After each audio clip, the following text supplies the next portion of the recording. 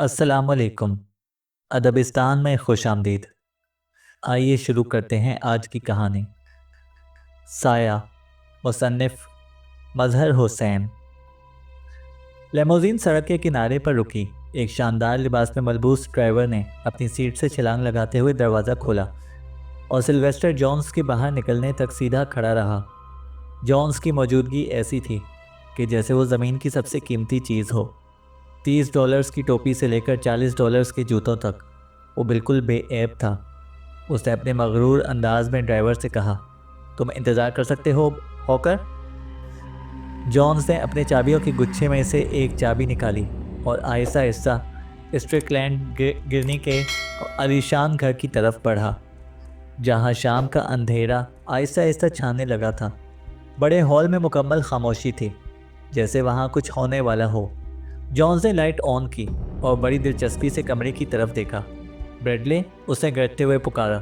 एक बूढ़ा नौकर जिसकी आंखों में धुंधला सा रंग था हॉल में दाखिल हुआ। उसके कदमों की आवाज़ हॉल में गूंज कर रह गई। मुझे इस बेपरवाही पर ताजुब हो रहा है ब्रेडले, जॉन्स ने गुस्से से कहा। बाकी मुलाजिम कहाँ हैं? मिस्टर सिल्वेस्टर, आपका आना खुशी का बायस है। बूढ़ा नौकर अपनी पतली और लरसती हुई उंगली से इस छत की तरफ इशारा करते हुए बोला। कुछ गलत है मिस्टर सिल्वेस्टर, मुझे ये अपनी हड्डियों में महसूस हो रहा है। इसकी आवाज़ में एक लर्जिश और बेचैनी थी, जैसे वो एक ऐसी बात बताने वाला हो जो किसी की मौत के मुतालिक हो। गलत? क्या गलत हो सकता है? सिल्वेस्टर ने पूछा। आज सुबह आपके चचा ने तमाम मुलाजिमों को छुट्टी दे दी थी। मुझे कुछ बेचैनी सी महसूस हुई तो मैं अपने कमरे में जाकर बैठ गया, जहाँ दोपहर तक रहा। फिर मैं इनकी स्टडी में गया और दरवाज़ा खटखटाया, मगर उन्होंने जवाब नहीं दिया। बाद में मैंने 2 या 3 बार दरवाज़ा खटखटाया, मगर कोई जवाब ना मिला, ब्रेडले ने बताया। बकवास करते हो, जॉन्स ने तेज़ आवाज़ में कहा। क्या गलत हो सकता है? तुम तो इतने तजर्बेकार बूढ़े हो। इस तरह की बेचैनी तुम्हें ज़ेब नहीं देती ब्रेडले।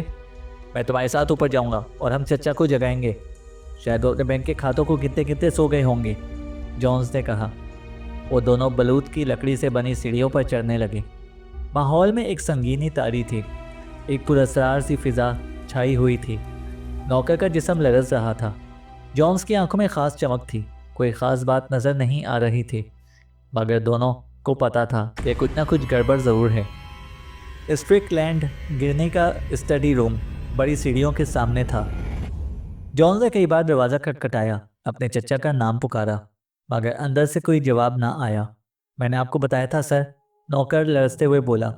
जॉन्स ने दरवाजे की चाबी के सुराख में आंख लगाकर अंदर देखा। कमरे का एक छोटा सा हिस्सा दिखाई दिया। बेतरतीब किताबों की शेल्फ, एक मेज़ और बड़ी नकूश वाली कुर्सी, लेकिन सब में कुछ भी ऐसा नहीं था जो जॉन्स को सांस रोककर अपनी जगह पर खड़ा होने पर मजबूर करता। ब्रेडले, तुम यहाँ पर इंतज़ार करो, उसने कहा। मैं भी वापस आता हूँ। वो तेज़ कदमों से सीढ़ियाँ उतरते हुए बाहर की तरफ बढ़ा और बाहर का दरवाज़ा खोल दिया। Hawker, driver. वो फ़ौरन सीधा हो गया। जी सर, हॉकर ने बोला। जल्दी से पुलिस स्टेशन जाओ और फ़ौरन कुछ अफसरान को यहाँ पर लेकर आओ। बेहतर है कि एक ऐसा अफसर हो जो तालों के बारे में कुछ जानता भी हो। हम इस दरवाजे को तोड़ नहीं सकते, जॉन्स ने कहा। जब लेमोजीन तेज़ आवाज़ के साथ सड़क पर गरजते हुए चली गई तो जॉन्स आहिस्ता आहिस्ता सीढ़ियाँ दोबारा ऊपर चढ़ने लगा। ब्रेडले हॉल में बेचैनी से इधर उधर फिरता हुआ कुर्सियों और तस्वीरों को सीधा कर रहा था जो पहले ही दुरुस्त जगहों पर रखी हुई थी। ये वाकई एक संगीन मामला है सर, बूढ़ा नौकर बोला। मैंने चाबी के सुराख से झांका है सर। मैं सिविस के सर का ऊपर वाला हिस्सा देख पा रहा था जो बहुत अजीब ज़ाविये पर मुड़ा हुआ था, ब्रेडले ने कहा। क्या तुम्हें लगता है कि उन्होंने खुद को कोई चोट पहुंचाई होगी? जॉन्स ने पूछा। अगर चोट पहुंची है तो उन्होंने खुद ही पहुंचाई है। आपको स्टडी रूम याद है सर? वहाँ कोई खिड़कियाँ नहीं हैं। आम मायने में सिर्फ छत के करीब लोहे की सलाखों वाली छोटी खिड़कियाँ हैं और कोई जानदार इनके ज़रिए अंदर नहीं आ सकता। और ये दरवाज़ा सर, इसकी सिर्फ एक ही चाबी थी और वो चाबी मिस्टर गनी अपनी घड़ी की चेन के साथ रखते थे, ब्रेडले ने बताया। नीचे हॉल से भारी कदमों की आवाज़ सुनाई दी। जॉन्स ने बेचैनी से आवाज़ दी और एजेंसी के लोग सीढ़ियाँ चढ़ते हुए ऊपर आ गए। सबसे पहले लेफ्टिनेंट जेमसन अंदर आया, फिर पुलिस के जासूस और टोल पुलिसमैन बेयर हॉल्टर और आखिर में एक पतला सुरमई आंखों वाला मर्द जो पूरे शहर में जॉन सक्स के नाम से जाना जाता था और जो इवनिंग स्टार न्यूज़ के मालिक का बेटा था। ड्राइवर चुपके से इस ग्रोह के किनारे चल रहा था। तो लेफ्टिनेंट ने भारी आवाज़ में पूछा, यहाँ क्या मसला है? वो जॉन्स के शानदार लिबास से कुछ मरऊब नज़र आ रहा था। सक्स ने इसके बारे में सरगोशी की कि ये सिल्वेस्टर है, बूढ़े करोड़पति गर्नी का भतीजा। जॉन्स ने कहा, मुझे डर है कि मेरे चचा के साथ कुछ हो गया है। मैंने सोचा कि पुलिस को फ़ौरन इत्तला देनी चाहिए, जॉन्स बोला। आपने बिल्कुल सही किया मिस्टर जॉन्स, लेफ्टिनेंट ने कहा। उसने कमरे के दरवाजे के हैंडल पर हाथ रखा और इसे खटखटाया, लेकिन कोई जवाब नहीं आया। इस दरवाजे को तो टैंक के बगैर तोड़ा ही नहीं जा सकता। हेलो बियर होल्टर, ताले पर काम शुरू कर दो। एक लम्हा इंतज़ार करें सर, रिपोर्टर जॉन सक्स ने अचानक कहा और एक मैग्नीफाइंग गिलास निकाला। अगर आप पहले इसका बगौर जायज़ा लें तो क्या ख्याल है? ताले के साथ किसी ने छेड़छाड़ नहीं की है, ये चाबी से खोला और बंद किया गया है मामूल के मुताबिक, जॉन सक्स बोला। जेमसन, जो हर केस के तमाम छोटे पहलुओं का ख्याल रखता था, इस वजह से शर्मिंदा हुआ कि ये बात उसके जहन में क्यों नहीं आई। उसने नहायत गुस्से के आलम में बियर होल्टर को हुक्म दिया, काम जल्दी शुरू करो। पुलिसमैन को दरवाज़ा खोलने में 10 मिनट की मेहनत लगी। कमरे में सड़ान की गली सड़ी बू फैली हुई थी। वो खौफ जो हमेशा मौत के करीब आने पर महसूस होता है, एहतियात से पुलिस का छोटा सा गिरोह कमरे में दाखिल हुआ और नक्शकुंदा कुर्सी पर पड़े हुए शख्स को देखा। वो 60 साल का मर्द था, पेट निकला हुआ और होंठ मोटे थे। स्ट्रिकलैंड गिरनी को खाने पीने की हर चीज़ पसंद थी और इसका चेहरा भी किसी शौकीन खाने वाले जैसा लगता था। उसके चेहरे पर अजीब सी कराहत थी और उसके दाएं हाथ की लटकती उंगलियों के नीचे एक रिवॉल्वर पड़ा था।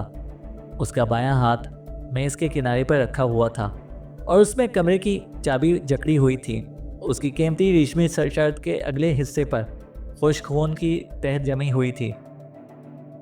जेमसन, जो थोड़ी देर के लिए अपना गुस्सा भूल गया था, दोबारा एक तजर्बाकार पुलिस अफसर बन गया। उसने गर्नी के चेहरे को छुआ, दाएं बाजू को उठाया और फिर उसे भारी अंदाज में छोड़ दिया और खून से डूबी हुई शर्ट को अपनी उंगलियों में दबाया। मैं डॉक्टर नहीं हूँ, मगर मैं देख सकता हूँ कि ये आदमी कम से कम 3 घंटे पहले मर चुका है। बताओ, तुम्हें इस बारे में क्या मालूम है? इसने अचानक कांपते हुए ब्रेडले से सवाल किया। कुछ नहीं सर, सिवाय इसके कि जो मैंने मिस्टर सिल्वेस्टर जॉन्स को बताया था सर, ब्रेडले ने कहा। क्या बताया था? आज सुबह मालिक ने मुलाजमों को छुट्टी दे दी थी, मगर मैं अपने कमरे में रहा क्योंकि मेरी तबीयत ठीक नहीं थी। दोपहर के वक्त मैंने इनके दरवाजे पर दस्तक दी ताकि मालूम करूं कि इन्होंने दोपहर का खाना चाहिए या नहीं। तो उन्होंने मुझे सख्त लहजे में कहा कि जहन्नम में जाओ। ये आखिरी बार था जब मैंने इनकी आवाज़ सुनी। इसके बाद मैंने 2 बार दस्तक दी, मगर कोई जवाब ना आया। फिर मिस्टर सिल्वेस्टर आए और उन्होंने आपको बुलाया। मुतालिया गाह की सिर्फ एक ही चाबी है सर, और मिस्टर गर्नी ने वो अपने हाथ में ले रखी है, ब्रेडले ने कहा। यह कैसे हुआ कि तुम्हें गोली की आवाज़ सुनाई तक ना दी? मेरा कमरा नीचे है सर, और दरमियान में कई बंद दरवाजे थे, ब्रेडले बोला। लेफ्टिनेंट ने हंकारा भरा, फिर जॉन्स की तरफ देखा। क्या तुम इससे कुछ इजाफा कर सकते हो? अफसोस, मेरे पास कुछ अहम मालूमात नहीं। मेरे चचा और मेरे दरमियान बहुत अच्छे ताल्लुकात थे। मैं अमूमन हफ्ते में 2 दफ़ा इनसे मिलता था, पीर और जुम्मे को, जॉन्स ने बताया। आज जुमेरात है, जेमसन ने फ़ौरन कहा। मुझे मालूम है, जॉन्स ने बरहमी से कहा। मैं कल न्यू हेवन जा रहा हूँ और मैं चाहता था कि इससे पहले चचा स्ट्रिकलैंड गिरनी से मिल लूँ। क्या तुम क्या कहने की कोशिश कर रहे हो? क्या मुझ पर इल्ज़ाम लगा रहे हो? जॉन्स ने कहा। लेफ्टिनेंट ने फ़ौरन इनकार किया कि इसके जहन में ऐसा कुछ था, मगर हमें हर बात साफ करनी होगी। अब तुम बताओ, तुमने आज दोपहर कहाँ वक्त गुजारा? लेफ्टिनेंट ने पूछा। मैंने 1 बजे होटल सेंट रेजिस छोड़ा था, जहाँ मेरे अपार्टमेंट्स हैं, और पार्क में सैर करते हुए 2:15 पर पहुँचा। हाँ, मुझे यकीन है कि 2:15 ही थे, क्योंकि मेरी मुलाकात मिसेस डेजी गिल्स से 2:30 पर थी, जो एक अदाकारा हैं। हम नाइट क्लब गए और 4 बजे तक रक्स किया। फिर मैं मिसेस गिल्स को 5 बजे घर पर छोड़ा और फिर सीधा यहाँ पर आया। इस तरह मेरी हर मिनट की तफसील मौजूद है, जॉन्स ने बताया। ये सब तो ठीक लग रहा है, जिमसन ने कहा। इसने तफ्तीशी साथी को एक तरफ ले जाकर सरगोशी से सवाल किया। इसमें कुछ भी पेचीदा नहीं, ओटोल ने कहा। ये एक साफ और सीधा खुदकुशी का केस है। यहाँ एक 30 बोर का पिस्तौल है, जिसमें से एक गोली चलाई गई है। दरवाज़ा बंद था और बगैर धमाके के यहाँ दाखिल होने का कोई तरीका नहीं था, और ये सबसे आसान केस है जो मैंने देखा है, ओटोल बोल रहा था। जेमसन ने सुकून का सांस लिया। तुम कह रहे हो अब मार्टी, क्रियोनर के दफ्तर फ़ोन करो और किसी आदमी को भेजने का कहो। मैं बियर हॉल्टर को यहाँ पर छोड़ूंगा ताकि वो दीगर मामलात देखे। क्या बात है मिस्टर जॉन्स, तुम्हारा चेहरा सफ़ेद हो गया है?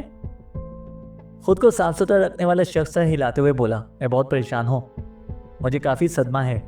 आप जानते हैं, उसने एतराफ़ किया। अगर आप बुरा ना माने तो मैं नीचे इंतज़ार करूँ, अगर कोई सवाल पूछना चाहते हो तो। जॉन्स कह रहा था। इसके लिए बहुत मुश्किल है, जेमसन ने कहा जब सिल्वेस्टर जॉन्स कमरे से बाहर चला गया। जॉन सग्स, जो कमरे का मुआयना कर रहा था, ख़ास तौर पर मेज़ और फर्श का, उसने कहा, ओह, क्या तुम ऐसा सोचते हो? वो गर्नी का वाहिद रिश्तेदार है। मुझे समझ आ रहा है कि इसे वो सब कुछ विरासत में मिलेगा जो बूढ़े आदमी ने छोड़ा है, जॉन सग्स कह रहा था। लेफ्टिनेंट ने जल्दी से सर उठाया। वो जॉन की तेज़ फहमी का बहुत एहतराम करता था और इसके लहजे में कुछ ऐसा था जिसने उसके दिमाग में शक की लहर दौड़ा दी थी। तुम्हें नहीं लगता कि जॉन्स ने ही किया है? इसने पूछा। तुम्हें क्या लगता है? सग्स ने कहा। नहीं, मुझे नहीं लगता, ये खुदकुशी है। बिल्कुल, या वो खुद अपने कमरे में बंद है और पिस्तौल है। इसका पिस्तौल है क्योंकि तुम इसके नाम को देख सकते हो कि गन के दस्ते पर इसका नाम लिखा हुआ है, लेफ्टिनेंट बोला। मैंने देखा, जॉन ने खुश्क लहजे में कहा। तो फिर तुम क्या कहना चाहते हो? जॉन ने मेज से एक कागज़ उठाया। इस पर लिखा था स्ट्रिकलैंड गर्नी, 1822 मेमोथ बिल्डिंग, और कुछ खस्ता तहरीर में चंद लाइनें दर्ज थीं जो कोरियो कंपनी ऑफ अमेरिका से मुखातिब थीं, और इनमें डायक के सर काटने वाले ख़तरनाक लोगों के इस्तेमाल होने वाले हथियारों की कीमत तलब की गई थी। इस खत में इसी दिन दोपहर के वक्त की तारीख भी दर्ज थी। क्या ये सब कुछ तुम्हें सोचने पर मजबूर नहीं करता? जॉन ने सवाल किया। जेमसन ने सर खुजाकर इसे दोबारा पढ़ा और उलझन में नज़र आया। मैं नहीं कह सकता कि इससे मुझे कुछ समझ आता है, उसने एतराफ़ किया। क्या तुम्हें नहीं लगता कि इस वारदात में इन डायक के लोगों का हाथ है? बिल्कुल नहीं। जॉन के कंधों का हल्का सा झुकाव सरकारी पुलिस के शदीद नफरत को जाहिर कर रहा था। क्यों लेफ्टिनेंट? यह खत बाएं हाथ से लिखा गया था, उसने ब्रेडली की तरफ मोड़ते हुए कहा। मिस्टर गनी बाएं हाथ से लिखते थे या के नहीं? नौकर ने सर हिलाया। तो फिर, जॉन ने फातिहाना अंदाज में कहा, अगर मिस्टर गनी ने खुदकुशी की थी तो कैसे अपने आप को गोली मारने में कामयाब हुए? पिस्तौल को अपने दाएं तरफ गिरा दिया और चाबी अपने बाएं हाथ से उठाई। खुदकुशी? ये कत्ल है लेफ्टिनेंट। आप इस पर मेरी 1 साल की तनख्वाह मुकर्रर कर सकते हैं, जॉन कह रहा था। कत्ल या खुदकुशी? लेफ्टिनेंट बोला। स्टार न्यूज़ के ज़ाती दफ्तर में जॉन ने अपना तज्जिया कुछ इस तरह पेश किया। मैंने जॉन्स की कहानी की तस्दीक की है, इससे यह नतीजा अखज़ किया, और सब कुछ वैसा ही है जैसा कि उसने कहा। सेंट रिजिस के manager miss daisy gills, night club के हेड वेटर और इसके अपने ड्राइवर ने जॉन्स के मुतालिक दोपहर के हर लम्हे का हिसाब दिया है। ये मुमकिन है कि ब्रेडली बूढ़े नौकर ने जुर्म किया हो, लेकिन मुझे ऐसा नहीं लगता। वो बहुत नरम मिजाज आदमी है, उसके बारे में सोचा भी नहीं जा सकता कि वो किसी जुर्म में भी मुलविस हो सकता है। लेफ्टिनेंट जेमसन ने इसे गिरफ्तार किया बाबा, लेकिन अगर आप मुझे मौका दें तो मैं साबित कर दूंगा कि इसका इससे कुछ लेना देना नहीं, जॉन्स कह रहा था।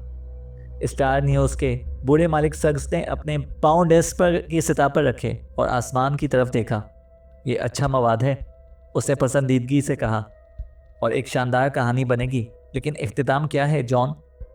हम ये जानना चाहते हैं कि कत्ल किसने किया है, और तुम कोई जासूस नहीं हो, सग्स कह रहा था। जॉन का चेहरा सुर्ख हो गया। जुर्म का पता चलाना कोई खुफिया हुनर नहीं है, उसने एहतजाज किया। जो भी अकल और सब्र रखता हो वो ये कर सकता है। मुझे एक मौका दें। जेमसन और पुलिसमैन जैसे बेवकूफ़ कभी कातिल को नहीं पकड़ सकेंगे। मैंने वो चीज़ देखी थी जो उन्होंने नहीं देखी। मैं दोबारा ये मामला हल कर सकता हूँ, जॉन कह रहा था। तुम तो बाकायदा मशहूर जासूस शर्लक होम्स बन गए हो।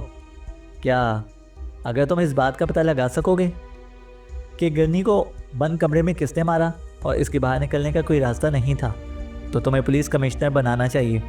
हम तुम्हारी कामयाबी का जश्न मनाएंगे। जाओ, ये काम मुकम्मल करो, सग्स बोला। जॉन ने खुश होकर सैल्यूट के अंदाज में कदमों को पटका और कहा, मैं ये करके दिखाऊंगा। वो खुशी से ये कहकर बाहर निकल गया। 11 बज चुके थे और वो जॉन्स की कहानी की तस्दीक करते हुए दिन भर शहर भर के दौरे करने से थक गया था, लेकिन अभी बिस्तर पर जाने की कोई ख्वाहिश नहीं रखता था। हकीकत में उसने सोचा कि वो दोबारा गनी के घर में जाएगा और उसके कमरे की तफसील से तहकीकात करेगा। एक टैक्सी सड़क किनारे खड़ी थी। जॉन फौरन इसमें बैठा और ड्राइवर को मुख्तसर और वाज़ेह हिदायत दी। एक लम्हे में वो चमकदार रोशनी वाली सड़क पर रवां दवा था, स्ट्रिकलैंड गनी के कातिल की तलाश में, अपने पहले कदम पर। अपनी मंजिल से 3 ब्लॉक दूर जॉन ने टैक्सी छोड़ दी। एक पुलिस वाला मकतूल के घर के सामने बैठा हुआ था। जॉन ने इसके पास जाने की बजाय गली के पीछे से दाखिल होने का फैसला किया। उसने दीवार पर चढ़ने में सिर्फ एक लम्हा लिया और अंधेरे में अपने रास्ते का अंदाज़ा लगाते हुए किचन की खिड़की तक पहुंचा। जॉन के हाथ में चम्मच, चिमटी और एक इलेक्ट्रिक टॉर्च थी। वो जानता था कि एक गलत कदम भी सब कुछ बर्बाद कर सकता है, लेकिन इसका अज़म उसे आगे बढ़ने की ताकत दे रहा था। घर के अहाते में मुकम्मल अंधेरा था, इसलिए जॉन ने टॉर्च इस्तेमाल करने की हिमाकत नहीं की, क्योंकि इसे खौफ था कि कहीं पुलिस वाले इसकी रोशनी देख ना ले। इसलिए अपने हाथ के एहसास पर इन्हिसार करते हुए उसने एक हाथ में चम्मच पकड़े हुए खिड़की को तलाश किया। जब इसे खिड़की मिली तो उसकी कमर में अचानक सर्द सी लहर दौड़ गई। ये नीचे से 3 इंच खुली थी। इस घर में कोई ना कोई था। जॉन ने एक लम्हे के लिए भी शक नहीं किया। उसे यकीन था कि ये पुलिस नहीं हो सकती, क्योंकि वो सामने के दरवाजे की चाबी पहले ही हासिल कर चुकी थी। ये या तो कातिल हो सकता था जो अपने जुर्म के मकाम पर वापस आया था, या फिर कोई चोर जो गनी की मौत की खबर सुनकर वहाँ पर आया था और कुछ फ़ायदा उठाने की कोशिश कर रहा था। इसने खिड़की को खोला और अंदर कूद गया। घर में खौफनाक किस्म की खामोशी तारी थी। जॉन ने किचन की दीवार पर हल्की सी रोशनी डाली और आहिस्ता आहिस्ता कदम बढ़ाते हुए दरवाजे तक पहुंचा और डाइनिंग रूम में झांका। वहाँ कोई नहीं था। नौकर के कमरे में कोई नहीं था। पहली मंजिल पर कोई भी नहीं था। क्या इस कमरे में कोई था जहाँ स्ट्रिकलैंड गनी की मौत वाक़ई हुई थी? बहुत आहिस्ता जॉन ने सीढ़ियों पर चढ़ना शुरू किया। फिर अचानक ही उसने अपनी समात पर जोर दिया तो उसने एक स्कर्ट की सरसराहट और एक डरी हुई औरत की नाजुक सी आहट सुनी। वो दीवार के साथ छुप गया और इंतज़ार किया। अंधेरे में उम्मीद की एक किरण रोशन हुई। जॉन की आंखें स्टडी के दरवाजे के सामने खस्ता हाल बलूत की लकड़ी पर रुक गईं। सीढ़ी हिल रही थी, जैसे सीढ़ी को पकड़ने वाला शख्स बेचैन हो। और फिर एक औरत का हाथ नज़र आया, पतला सा, हैरतअंगेज़ तौर पर सफ़ेद हाथ, जिसने चाबी को ताले में डाला। एक एक करके जॉन ने सीढ़ियाँ चढ़ना शुरू की। उसका हाथ बिजली के बटन तक पहुंचा और फिर उसने हॉल को चमकदार रोशनी से भर दिया। खौफ के मारे औरत सीधी हुई और फौरन मुड़ी। उसके नरम रोशन बाल उसके नाजुक गालों पर गिर रहे थे और वो खूबसूरत गाउन जो उसने पहना था वो फट चुका था और खिड़की की दहलीज और दीवार पर चढ़ने की वजह से दागदार हो गया था। इस हैरान कुन लम्हे में भी जॉन ने अपने दिल में इस खूबसूरती को सराहा। तुम कौन हो? उसे सरगोशी की। जॉन मुस्कुरा कर रह गया। मैं भी तुमसे यही सवाल पूछने वाला था। तुम कौन हो? उसने दोबारा तेज़ लहजे में पूछा। तुम यहाँ क्या कर रहे हो? मेरा नाम जॉन सग्स है और मैं आर्जी तौर पर इवनिंग स्टार न्यूज़ का रिपोर्टर हूँ। देखो, उसने अपने हाथ से बेपरवाह अंदाज में इशारा किया। मैं इस वक्त डिस्ट्रिक्ट पुलिस स्टेशन पर था जब मिस्टर गनी के कत्ल की खबर पहुंची, जॉन ने बताया। कत्ल? लड़की ने सरगोशी की और इसका हाथ सीने पर जा पहुंचा। कत्ल? मैंने सुना था, अखबारों में लिखा था कि ये खुदकुशी थी, लड़की ने कहा। पहले पुलिस को यही लगा था, जॉन ने आह भरकर कहा। वो बहुत कम ध्यान से काम करते हैं, लेकिन मैंने पता किया है कि उसे कत्ल किया गया था। क्या तुमने ये जुर्म किया है? वो अचानक इसकी तरफ कदम बढ़ाकर उंगली से इल्ज़ाम लगाते हुए बोला। लड़की एकदम सीधी हुई और इसके दोनों गाल सुर्ख हो गए। मैं? तुम पागल हो? मैं मिल्ड्रेड गिनी हूँ, स्ट्रिकलैंड गिनी की बेटी, उसने कहा। जॉन हंसते हुए बोला, प्यारी लड़की, बराए करम अगर तुमने सिर्फ इतना कहा होता कि तुम्हें इस मामले का कुछ नहीं मालूम तो शायद मैं तुम पर यकीन कर लेता, लेकिन ये बात अच्छी तरह से मालूम है कि मिस्टर गिनी कुंवारे थे और इनका कोई रिश्तेदार नहीं था सिवाय एक भतीजे के, सिल्वेस्टर जॉन्स। ये झूठ है, झूठ, उसने कहा। मेरी माँ ब्रोनियो में डायाक लोगों के दरमियान एक बरतानवी ख़ानदान की बेटी थी। मिस्टर गिनी वहाँ शिकार की मुहिम पर आए थे और इनसे शादी कर ली। वो दोनों 10 साल तक साथ रहे, फिर उसने उसे छोड़ दिया। माँ ने कभी इसकी तलाश तर्क नहीं की। वो 1 साल पहले सिंगापुर में फौत हो गई और वो मुझे हमेशा यही कहती रही कि मैं इसे ढूंढती रहूं। मैंने गनी का पता इस शहर में 2 दिन पहले लगाया। मैंने बुजुर्ग ब्रेडले से मुलाकात की, जो बचपन में ब्रोनियो में मेरी देखभाल करता था। उसने मदद का वादा किया था, लड़की ने कहा। तो फिर ब्रेडले ने ताले का नक्श लिया और वो चाबी तुम्हारे लिए बनवाई? जॉन ने थोड़ी सी जहानत दिखाते हुए कहा। ओह, वो दरवाजे से टेक लगाकर खड़ी हो गई। क्या इसने ऐसा नहीं किया? उसकी नज़रें झुक गईं और एक आंख से आंसू टपका। हाँ। जॉन ने नरमी से उसका हाथ पकड़ा। मिस गिरनी, उसने कहा, बराए करम ये ना सोचो कि मैं बिल्कुल बेरहम हूँ। ये मेरा काम है कि मैं पता करूँ कि इस जुर्म को किसने किया है। मुझे नहीं लगता कि तुमने ये किया है। कोई भी अक्लमंद शख्स आपको एक लम्हे के लिए भी देखकर ये नहीं मान सकता कि आप कत्ल की मरतकब भी हो सकती हैं, जॉन ने कहा। मैंने वाकई नहीं किया, उसने टूटे हुए लहजे में कहा। लेकिन क्या तुम नहीं देखते कि हालात के लिहाज से केस मेरे खिलाफ कुछ ज़्यादा ही ख़राब नज़र आ रहा है? मिल्ड्रेड गिरनी ने कहा। कानून की अदालतें और ज्यूरी इस चीज़ को मुख्तलिफ अंदाज में देखते हैं, जैसा कि इस केस में है। तुम्हारे पास बदला लेने का एक मकसद था। तुम वो वाहिद हस्ती हो जो मिस्टर गिरनी के अलावा कम अज़ कम हमारी मालूमात के मुताबिक इस दरवाजे की चाबी रखती थी। बराए करम मत रो। क्या तुम नहीं देख सकती कि मैं तुम्हारी मदद करने की कोशिश कर रहा हूँ? तुम्हारे दिफा का तरीका ढूंढने की क्या तुम्हें कोई अंदाज़ा है कि तुम्हारे वालिद को किसने मारा है? जॉन ने पूछा। उसने कुछ देर सोचा। मुझे बताओ, जॉन ने इसरार किया। चाहे तुम्हें सिर्फ एक हल्का सा शक ही क्यों ना हो, हमें इस मामले की तह तक पहुँचना है, जॉन बोला। जॉन्स, लड़की ने कहा। जॉन्स, मैंने उसकी हर 1 मिनट की तफसील चेक की है, दोपहर से लेकर 6 बजे तक, जो वो वक्त है जब मिस्टर गिरनी आखिरी बार जिंदा दिखाई दिए और जब पुलिस यहाँ पर पहुँची। तुम्हें क्या लगता है कि वो मुजरिम है? जॉन ने पूछा। अब तक मिल्ड्रेड गिरनी ने मुकम्मल तौर पर खुद को संभाल लिया था। जॉन ने इसका बहुत एहतराम किया। वो जानता था कि जिस हालत में भी वो थी, वो ज़्यादातर लड़कियों में जुनूनी कैफियत पैदा कर देती, मगर वो खुद को मुकम्मल तौर पर काबू रखे हुए थी। इसका वो हैरत अंगेज़ सफ़ेद हाथ जो चाबी थामे हुए था, हिलना बंद हो चुका था। जब इसने जवाब दिया तो इसकी आवाज़ साफ और मध्यम सी थी। मैं इल्ज़ाम नहीं लगा रही हूँ मिस्टर सक्स।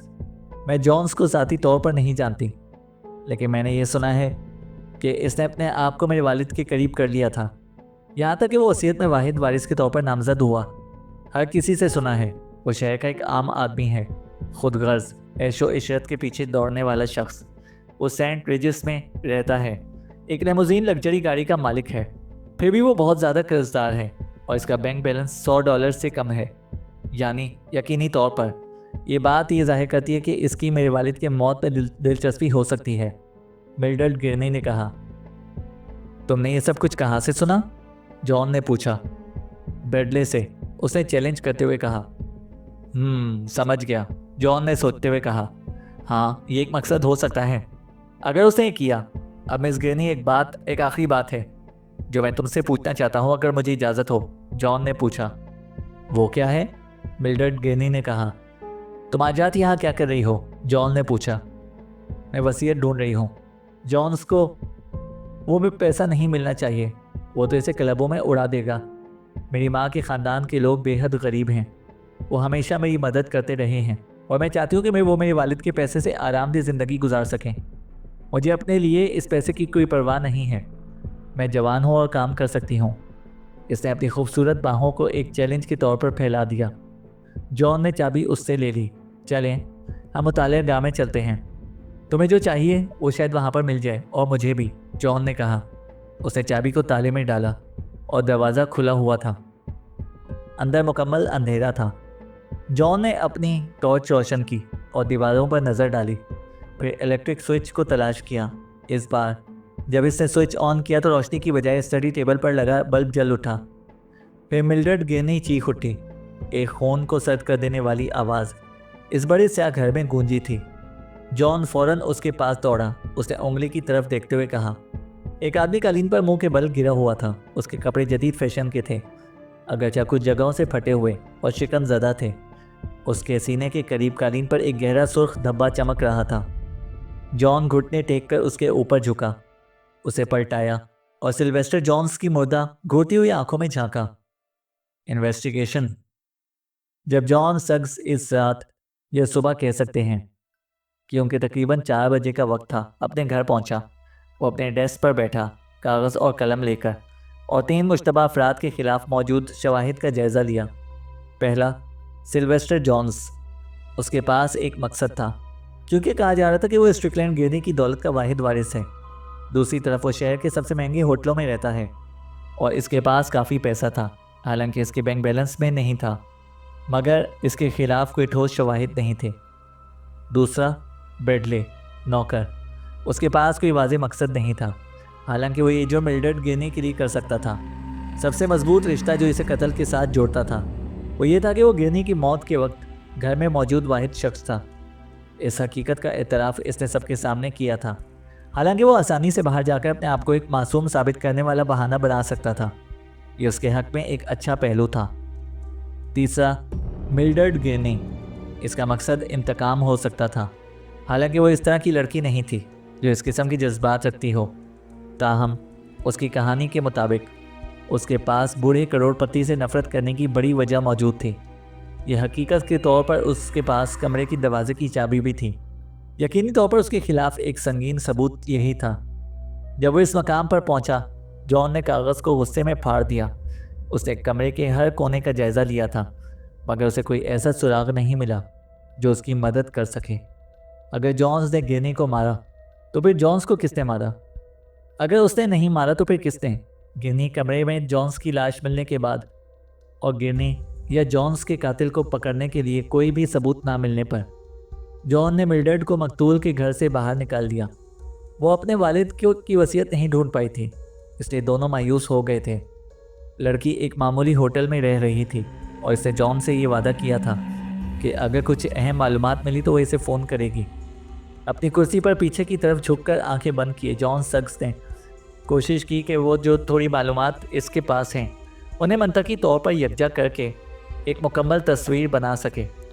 जासूसी के बड़े तफ्तीशी किरदारों का जो नज़रिया था कि कोई भी इंसान कमरे में दाखिल हो तो अपनी शनाख्त का कोई निशान ना छोड़कर जाता है, जॉन ने इसे गलत पाया। गिरनी के कमरे में भी एक सुराग नहीं था, और ऐसा क्यों होता? मुमकिन है कि कातिल बगैर किसी आवाज़ के घर में दाखिल हुआ हो। अगर वो घर के अफराद में से नहीं था, धीरे धीरे ऊपर की मंजिल पर चला गया, मुतालिया गाह में कमरे का दरवाज़ा खोला और गिरनी को इसकी कुर्सी पर बैठे हुए मार डाला। कातिल के लिए इंतहाई बदबख्ती की बात हो सकती थी कि वो कोई ऐसी चीज़ गिरा देता जो उसकी शनाख्त जाहिर करती, मगर ऐसा कुछ नहीं हुआ। ना बारिश हुई थी, ना बर्फ़बारी, जो कि कदमों के निशानात छोड़ने में मददगार साबित हो सकती थी। सुबह होने पर जॉन ने इस मसले को आर्जी तौर पर छोड़ दिया। नहाकर शेव की और बगैर किसी को जगाए घर से निकल आया। इसने शहर के मरकज़ तक जाने के लिए एक गाड़ी पकड़ी और रात भर खुलने वाले रेस्टोरेंट में नाश्ता किया। शहर में मध्यम और स्याह रोशनी थी, एक धुंधली और गमगीन सुबह जिसमें दरिया की तरफ से आती हुई धुंध का गुबार फैल रहा था। जॉन ने एक सिगार सुलगाया और चौंके उसके पास करने के लिए कुछ भी खास नहीं था। वो स्टार न्यूज़ के दफ्तर की तरफ चल पड़ा। दफ्तर का कमरा खाली था, सिवाय एक नींद में डूबा हुआ शख्स जो एक कुर्सी पर सोया हुआ था। शख्स के कदमों की आवाज़ ने उसे बेदार कर दिया। हेलो जॉन, उसने बेजारी से कहा और सिगरेट की तरफ हाथ बढ़ा दिया। तुम इस वक्त यहाँ पर क्या कर रहे हो? अगर मैं इस अखबार के मालिक का बेटा होता तो मैं बिल्कुल काम ना करता। और फिर वो दोबारा नींद की हालत में वापस चला गया। ओह, तुम नहीं करते? जॉन ने चुपते हुए तंज के साथ कहा। मुझे भी पाम बीच होटल, क्रूज शिप और नाचने की महफिलें इतनी ही पसंद हैं जितनी तुम्हें, लेकिन तुम मुझे काम करता देख रहे हो, है ना? जॉन ने कहा। तुम भी ऐसा ही करते अगर तुम्हारे ऊपर जिम्मेदारी होती। वैसे, दूसरे आदमी ने अचानक जागते हुए कहा, तुम्हारे लिए एक पैगाम आया था तकरीबन 11 बजे। वो तुम्हारी डेस्क पर पड़ा है, ये ब्रेडले ने भेजा है। वो नौकर जो इस गिरनी कत्ल के मामले में गिरफ्तार हुआ था, क्या वो तुम्हारा दोस्त है? उस बंदे ने पूछा। जॉन ने सिलवटों वाला लिफाफा उठाया जिस पर उसका नाम लिखा था। ये ख़त कौन लाया है? जॉन ने पूछा। एक गुस्सावर आदमी, शायद एक गार्ड हो, मैं समझता हूँ। जॉन ने लिफाफा फाड़ा और पढ़ने लगा। मोहतरम मिस्टर सग्स, शायद इस वसीयत का ख़ास पहलू आपको फ़ौरन समझ में आ जाएगा। मुझे लगता है कि आप मेरे दोस्त हैं। आप मेरे ऊपर एक एहसान करेंगे। जब आपको मेरी मौत की खबर मिले और मुझे लगता है कि मेरा अंजाम करीब है, तो क्या आप मेरी लाश को गुस्टाव एडमंसन की तरह दफन करवा देंगे, जिसने the psychology of the working classes किताब लिखी थी? आपकी तवज्जो का बहुत शुक्रिया। एहतराम के साथ, जेम्स आर ब्रेडले। जॉन ने इस ख़त को दोबारा पढ़ा। उसके लिए इतनी पेचीदा और गैर मफ़हूम बातें थीं कि ये एक बेकार पैगाम महसूस हुआ। फिर ख़त में 2 लाइनें ऐसी नज़र आईं जिसे वो वाज़े तौर पर नुमायां हों। शायद इस ख़त का ख़ास पहलू आपको फ़ौरन समझ में आ जाएगा। और आपकी तवज्जो का बहुत शुक्रिया। नरगिसी आंखों वाले बूढ़े नौकर ने इसे एक खुफिया पैगाम भेजने की कोशिश की थी। जॉन को फ्रांस में एक मशहूर लड़ाका दस्ते के इंटेलिजेंस सेक्शन में काम करते हुए कोड्स का कीमती तजर्बा हासिल हुआ था। उसने मुख्तलिफ़ किस्म के खुफिया पैगामात पढ़ना सीखा था, इसलिए थका हारा होने के बावजूद वो अपने डेस्क पर बैठा और इस कोड को हल करने की कोशिश करने लगा। 1 घंटे की मेहनत के बाद जॉन ने फैसला किया कि अगर ये कोड था तो ये इतनी होशियारी से बनाया गया था कि वो इसे हल नहीं कर पा रहा था। ख़त इतना मुख्तसर था कि इसमें हल करने का कोई मौका नहीं था। गुस्टाव एडमिंसन और इसकी किताब का जिक्र भी मामले पर कोई रोशनी नहीं डालता था। The psychology of the working classes star news की लाइब्रेरी में थी। जॉन ने इसे निकाला, मवाद का सफ़ा पढ़ा और किताब को तेज़ तेज़ पलट कर देखा, मगर इसमें इसे कोई इशारा नहीं मिला। ये बहुत बेजारकुन और बेजान था, और ये कि ये किताब गिरनी के घर के दोहरे कत्ल से किसी तरह जुड़ी हो सकती थी, ये ख्याल गैर मुमकिन सा लग रहा था। 8 बजे उसने लेफ्टिनेंट जिम्सन को फ़ोन किया। क्या कुछ नया हुआ है लेफ्टिनेंट? मैं गिरनी केस की बात कर रहा हूँ, जॉन ने पूछा। नया? जेमसन ने चिल्लाते हुए कहा। मैं कहूँगा कि हुआ है। अब सुनो जॉन, मैं ये सबसे पहले तुम्हें बता रहा हूँ क्योंकि तुमने माजी में मेरी मदद की है, और वैसे भी मैं चाहता हूँ कि तुम्हारे वालिद को इसका क्रेडिट मिले कि तुम्हारे अखबार को सबसे पहले ये खबर पहुँची।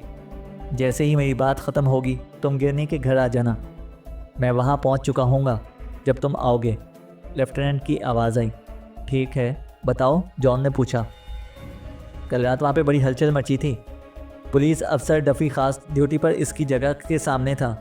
वो एक अच्छा और ज़ंजीरा आदमी है, और इसने कसम खाई है कि वो सारी रात घर से 100 गज से कम के फासले पर था। हर 1 या 2 घंटे बाद वो गली के रास्ते से गुजरता और पीछे से सब कुछ देखता। उसने 3:30 तक ना कोई रोशनी देखी और ना ही कोई आवाज़ सुनी। इस वक्त डफ़ी गिरनी के दरवाजे के करीब खड़ा था और इसने अंदर से एक गोली की आवाज़ सुनी। उसने मदद के लिए दरवाज़ा खटखटाया, एक खिड़की तोड़ी और अंदर घुसा। उसने ऊपर रोशनी देखी और फ़ौरन ऊपर की तरफ दौड़ गया। मुतालिया के कमरे का दरवाज़ा खुला हुआ था। लेफ्टिनेंट ने कहा। खुला? जॉन ने दरमियान में कहा। मैंने तो इसे बंद करके ताला लगाया था। क्या? लेफ्टिनेंट ने पूछा। मैंने कहा था कि मैंने इसे बंद करके ताला लगाया था, जॉन ने कहा। मैंने बंद किया था, मगर वो तो खुला था और फर्नीचर मुकम्मल तौर पर बर्बाद हो चुका था, जैसे कोई लड़ाई हुई हो, लेफ्टिनेंट ने कहा। क्या? जॉन अब मुकम्मल तौर पर हैरान हो गया। जब वो सिर्फ चंद घंटे पहले इस कमरे में गया था तो सब कुछ बिल्कुल तरतीब में था, और अब? मैंने कहा सब कुछ टूटा हुआ था, पुलिस वाले ने झिंझलाते हुए कहा। ये बदनसीब फ़ोन ख़राब है और कुछ भी ठीक नहीं सुनाई दे रहा। कुर्सियाँ टूटी हुई थीं, तस्वीर दीवारों से गिरी हुई थीं, कमरा बिल्कुल बर्बाद था, लेफ्टिनेंट बोला। चलो जल्दी ख़त्म करो। तुम कोई मुख्तसर कहानी नहीं सुना रहे हो जिसका इख्तिताम अच्छा हो।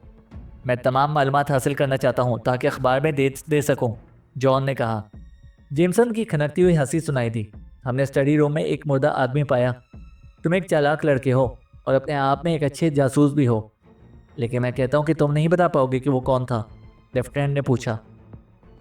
मेरे पास $10 हैं जो कि मैं बता सकता हूँ, जॉन ने कहा। पुलिस वाले के तंजिया अंदाज पर फ़ख्र महसूस करते हुए बोला। चलो बताओ कि वो कौन था। जॉन ने खुद को तैयार किया। अब जो आवाज़ आएगी वो फ़ोन के ज़रिए गूंजेगी। सिल्वेस्टर जॉन्स, जॉन ने कहा। ओह नहीं, जेमसन ने हंसते हुए कहा। तुमने ये सोचा था कि मैं अहमक होऊंगा जब मैंने तुमसे ये कहा था कि ये डायाक कबीले के लोगों में से कोई हो सकता है जिसने स्ट्रिकलैंड गिरनी को मारा, तो तुमने सोचा कि मैं बेवकूफ़ हूँ। पर तुम्हें नहीं लगता कि मैं तुम्हें बेवकूफ़ बना रहा हूँ बेटे? पुलिस अफसर डिफ़ी ने गिरनी के कमरे में एक डायाक को देखा जिसके सीने में गोली का सुराख था। लेफ्टिनेंट ने कहा, पुरस्कार पैगाम। इस गैर मुतवक्का मोड़ पर जॉन बिल्कुल हैरान रह गया और जो कुछ इसे बताया गया था वो अपनी नींद में मदहोश साथी को समझाने लगा। इस पर वो शख्स फौरन चौकन्ना होकर अपने टाइपराइटर पर कहानी टाइप करने लगा। अच्छा है कि लेफ्टिनेंट को ये केस देखने दो, जॉन ने मशवरा दिया। वो इस गिरनी कत्ल के मामले में दिलचस्पी रखता है और चाहता है कि इस पर नज़र रखे। बेहतर होगा कि इसे फ़ोन करके बता दो कि क्या हुआ और मैं घर जा रहा हूँ ताकि हालात का जायज़ा ले सकूँ, जॉन ने कहा। जॉन को खुशकिस्मती से ज़्यादा देर नहीं लगी और टैक्सी मिल गई। पूरे सफ़र के दौरान वो खुद से यही सवाल करता रहा कि जॉन्स की लाश कहाँ चली गई। इस बार के कत्ल के पीछे कौन सी शरीर ताकत छुपी हुई थी। वो अपने वालिद की बातों को याद करता है, जब तक काम मुकम्मल ना हो जाए कोई जश्न ना मनाओ। वालिद हमेशा की तरह सही थे। जो भी इस मामले को हल करता वो वाकई जश्न का हकदार था। 20 मिनट बाद वो गिरनी के घर पहुंचा और खुद लेफ्टिनेंट जेमसन ने इसका इस्तकबाल किया। ऊपर आके स्टडी रूम को देखो, जेमसन ने दावत दी।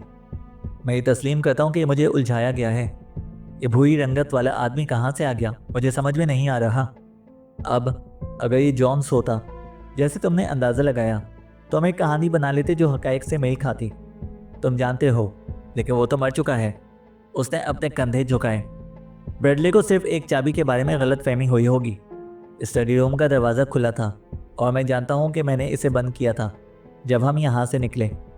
जॉन ने सर हिलाया। उसने खुद ही इस दरवाजे को बंद किया था, मिल्ड्रेड की चाबी से। सुबह 1 बजे किसी और तीसरी चाबी के सामने आने से तसल्ली हो रही थी, क्योंकि इससे लड़की के ऊपर से शक दूर हो गया था। 1 बजे से जो लेकर 3:30 बजे तक तीसरी चाबी रखने वाला शख्स, जो गालिबन वो कातिल था जिसे हम तलाश कर रहे थे, उसने घर में दाखिल होने के बाद ये सब कुछ किया था। वो कौन था? जॉन और पुलिस लेफ्टिनेंट सीढ़ियाँ चढ़े। एक आदमी उतालिया के कमरे में फर्श पर गिरा हुआ था, तकरीबन इसी जगह जहाँ पर सिल्वेस्टर जॉन्स इस वक्त पड़ा था जब जॉन ने उसे सुबह के वक्त देखा था। और ये एक डायाक कबीले का आदमी था, जिस्मानी तौर पर बहुत मजबूत। उसके बाजुओं और कंधों पर टैटू के निशान थे जो जाहिर करते थे वो किसी सरदार ख़ानदान से था। इसे 5 चांदी की पाँव की अंगूठियाँ और एक मोती का हार जेवर के तौर पर पहना हुआ था और मगरिबी रिवायात के मुताबिक एक सस्ता ओवरकोट भी था। इसके सर पर एक ख़ास डायाक टोपी रखी हुई थी जिस पर हॉर्न बिल के पर लगे हुए थे, मगर वो कोने में गिरा हुआ था। उसके हाथ में एक छोटी सी तलवार थी जिसका हैंडल खूबसूरती से कुंदा किया गया था। ऐसा लग रहा था जैसे वो किसी हमले के इंतज़ार में था। जॉन उसके करीब घुटने टेक कर बैठ गया। उसकी तेज़ नज़रें उसके जिस्म और उसके करीब के फर्श का जायज़ा ले रही थीं। मुमकिन है कि ये वही आदमी हो जिसने स्ट्रिकलैंड गिरनी और सिल्वेस्टर जॉन्स दोनों को मारा था। अगर ये वही शख्स था तो फिर इसको किसने मारा? यकीनन ब्रेडले नहीं, जो जेल में था।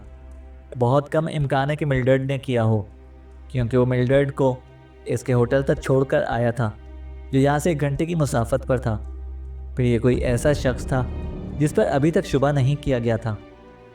तो फिर तुम इसके बारे में क्या समझते हो? जेमसन ने पूछा। जॉन उठा, कमरे के पार चला गया। ऐसा लगता था जैसे वो किसी रास्ते पर जा रहा हो जो लेफ्टिनेंट की नज़रों से पोशीदा था। वो चूल्हे के सामने रुका जिस पर महीनों से आग नहीं जलाई गई थी। उसका बगौर जायज़ा लिया, चिमनी को ऊपर देखा और फिर वापस डायोक के जिस्म के पास आ गया। तो फिर तुम इसके बारे में क्या समझते हो? जेमसन ने पूछा। जॉन उठा, कमरे के पार चला गया। ऐसा लगता था जैसे वो किसी रास्ते पर जा रहा हो जो लेफ्टिनेंट की नज़रों से पोशीदा था। वो चूल्हे के सामने रुका जिसमें महीनों से आग नहीं जलाई गई थी। उसका बगौर जायज़ा लिया, चिमनी को ऊपर देखा और फिर वापस डायोक के जिस्म के पास आ गया। मैंने कुछ चीज़ें ढूंढी हैं, उसने कहा, जो तुम शायद नज़रअंदाज कर गए हो। सबसे पहले यहाँ कोई लड़ाई नहीं हुई। जो कुछ भी तोड़ा फोड़ा गया है वो गलत तासुर पैदा करने के लिए किया गया है। अगर वाकई इस डायोक और किसी ऐसे शख्स के दरमियान लड़ाई हुई थी जिसमें इतनी ताकत थी कि वो इसका मुकाबला करता, तो क्या तुम्हें लगता है कि वो अभी भी तलवार हाथ में पकड़े हुए होता? मेरी समझ में ये आता है कि डायोक कमरे में आया, वो पूरी तरह तैयार था और इससे पहले कि वो कोई कदम उठाता उसे गोली मार दी गई। ये मुमकिन नहीं है कि अगर लड़ाई होती वही होती और तमाम फर्नीचर बर्बाद हो गया होता तो ये हल्की मेज़ और लैंप बचा रहता। नहीं, ये जगह डायोक को मारे जाने से पहले ही एहतियात से तबाह की गई थी, जॉन ने कहा। जेमसन ने आयशा से पूछा, क्यों? पहले क्यों? जॉन की आवाज़ में तंज आ गया। क्या तुम सोचते हो कि कोई इस जगह से गोली चलने के बाद तोड़फोड़ करके और डेफी के आने से पहले फरार हो सकता था? जॉन ने कहा। यह जगह तोड़ने की ज़रूरत क्यों थी? जेमसन ने पूछा। यही सवाल है। मेरे ख्याल में इसका वाहिद मकसद ये था कि कातिल को ढूंढ रहा था। उसने बेफिक्र होकर तोड़ फोड़ की ताकि उसे तलाश किया जा सके, जॉन ने कहा। तो फिर तो वो मायूस हुआ होगा, जेमसन ने गुर्राती आवाज़ में कहा। हमने सारी कीमती चीज़ें, कागजात और पैसे पुलिस स्टेशन ले जाकर छोड़ दी थी जब हम यहाँ से गए थे, जेमसन बोला। जॉन ने खुद को मलामत की। मैं बाकी दुनिया का सबसे बड़ा जासूस हूँ, उसने खुद से कहा। तो मिल्ड्रेड और मैं, वो अब ऐसा सोच रहा था। उसने वो सारा वक्त ज़ाया किया। जो कुछ हम तलाश कर रहे थे वो तो जेमसन अपने साथ पुलिस स्टेशन ले गया था। मुझे ये बात पहले ही जान लेनी चाहिए थी, जॉन ने सोचा। क्या कुछ और भी है? जेमसन ने पूछा। हाँ, और सबसे अहम बात तो ये है कि अब तुम मुझे $10 नहीं दे पाओगे, जॉन ने कहा। क्या मतलब है? जेमसन ने पूछा। तुमने ये शर्त लगाई थी कि हमें यहाँ पर जॉन्स की लाश मिलेगी, जॉन ने कहा। और तुम ऐसा करोगे? उसने डायोक के जिस्म को एक तरफ घुमाया। इस खून के धब्बे को देखो। ये इस वहशी के जख्म से नहीं आ सकता क्योंकि ये बहुत नीचे है। इस कमरे में मिस्टर डायोक से पहले किसी और को मारा गया था। यहाँ और चूल्हे के दरमियान खून के 2 कतरे हैं। मैंने चिमनी को ऊपर से देखा और कुछ नज़र आया। मैं शर्त लगाता हूँ कि तुम जॉन्स का जिस्म वहाँ अंदर फंसा हुआ पाओगे, जॉन ने कहा। जेमसन, डिटेक्टिव ओटोल और 2 पेट्रोलमैन चूल्हे की तरफ दौड़ पड़े। 10 सेकंड में उन्होंने जॉन के कहे गए बात को सच्चाई को साबित कर दिखाया और स्याह मिट्टी से स्याह मोड़ा हुआ जिस्म, जो कि जॉन्स का था, डायोक के जिस्म के साथ पड़ा हुआ था। उन्होंने जॉन को इससे कहीं ज़्यादा इज्जत के साथ देखा जितना पहले कभी देखा नहीं था। मैं तुम्हें सलाम करता हूँ, जॉन, लेफ्टिनेंट ने तस्लीम किया।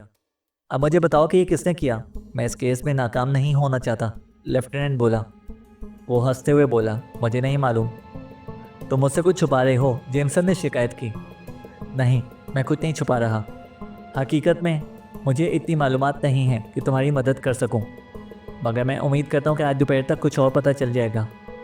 जब मैं पता करूंगा तो मैं तुम्हें बता दूंगा। तुम इस पर शर्त लगा सकते हो। मैं किसी भी तरह से अपनी शोहरत बनाना नहीं चाहता। मुझे बस अपने वालिद के साथ मजबूत ताल्लुक़ रखना है।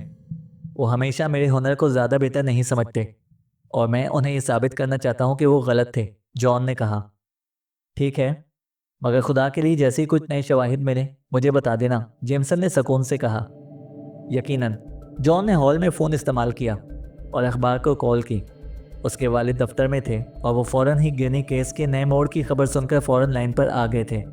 उन्होंने खामोशी से सुना और फिर पूछा, क्या तुम्हारे पास कोई सुराग है? जॉन ने एहतियात से कहा, शायद हाँ और शायद नहीं। मैं भी कुछ चीज़ों की तलाश करने जा रहा हूँ, जॉन ने कहा। केलर ने मुझे बताया था कि तुम्हें ब्रेडले की जानिब से खुफिया ख़त पे मिला है। क्या तुमने इसका मतलब समझा? मिस्टर सग्स ने पूछा। नहीं, मुझे लगता है कि इतना छोटा है कि इसमें कोई पैगाम नहीं हो सकता और मुझे उम्मीद है कि जल्द ही इसका कोई दूसरा हिस्सा मिल जाएगा। जब तक ऐसा नहीं होता मैं अपने कुछ ख्यालात को अमली जामा पहनाने जा रहा हूँ। वैसे वालिद मोहतरम, लेफ्टिनेंट जेमसन चाहता है कि आप इसकी मदद करें जब तक कुछ नए सुराग ना मिले, जॉन ने कहा। बिल्कुल, जॉन ने फ़ोन बंद कर दिया। इसका इरादा मिल्ड्रेड के पास जाने का था और इससे ये मालूम करने का था कि आया वो किसी डायक कबीले के आदमी को अपने नौकर के तौर पर साथ लेकर आई थी और क्या वो इस झगड़े में शामिल होकर कत्ल हुआ।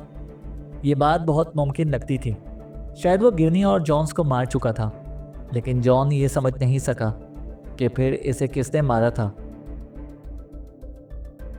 मिल्ड्रेड के होटल पर थोड़ी देर से जाना चाहिए, ये सोचते हुए कि वो बहुत देर से सोई थी, इसलिए यह मुमकिन था कि वो अभी तक जाग ना पाई हो। तो जॉन ने घर छोड़ा और छोटे टाउन होटल की तरफ चलने का फैसला किया। सूरज ने धुंध को दरिया के किनारे तक धकेल दिया और खुले में हवा बहुत खुशगवार थी, ख़ास तौर पर जब वो गिरनी के घर की खौफनाक फ़िज़ा में सांस ले चुका था। जॉन ने अपने कंधे झटके और तेज़ कदमों से चलना शुरू किया। वो इस वर्जिश का भरपूर फ़ायदा उठा रहा था। इसे एक धचका सा लगा जब इसे मिल्ड्रेड के होटल में पूछा, और मालूम हुआ कि वो 1 घंटा पहले ही जा चुकी है। आप मिस्टर सग्स हैं? क्लर्क ने मालूमात के बाद पूछा। हाँ, जॉन बोला। अच्छा, उसने आपके लिए एक पैगाम छोड़ा था, शायद वो सोच रही होगी कि आप यहाँ पर जल्द आ जाएंगे। जाते जाते उसने कहा था कि फ़ौरन 2738 फिलिप्स स्ट्रीट पर आ जाएं। मुझे लगता है कि बहुत ज़रूरी है, क्लर्क बोला। जॉन फ़ौरन सड़क पर दौड़ते हुए बाहर निकला, एक टैक्सी रोकी और ड्राइवर को फिलिप्स स्ट्रीट के एड्रेस पर तेज़ रफ्तारी से चलने का हुक्म दिया। इस अचानक तब्दीली का मतलब पहले से कुछ सोचना फजूल था, सिवाय इसके कि मिल्डर्ड के लिए कोई परेशानी का बायस हो सकता था। वो अपने मकाम तक गैर मामूली तेज़ रफ्तारी से पहुंचे थे। जॉन ने ड्राइवर को रकम दी और तकरीबन 3 सेकंड में दरवाजे तक पहुंच गया। दरवाज़ा खुला और वो अंदर चला गया।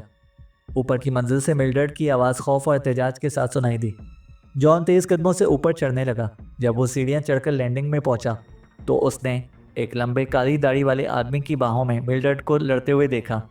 ये मंजर देखकर इसके अंदर गुस्से और जज्बात का तूफान उमड़ आया। उसने सिर्फ एक बार उसे देखा था, लेकिन उसकी खूबसूरती और हौसले ने उसका दिल जीत लिया था। लड़की ने उसे देखा, उसका नाम पुकारा, जबकि हमलावर इसे पीछे फेंककर दरवाजे की तरफ मुड़ गया। जॉन खामोशी से एक जानवर की तरह आगे बढ़ा। वो दूसरे आदमी से छोटा था, लेकिन उसके हमले की शिद्दत इस फ़र्क को पूरा कर रही थी। उसके मुक्के काली दाढ़ी वाले पर बरसे, जो चौड़ा और मजबूत था।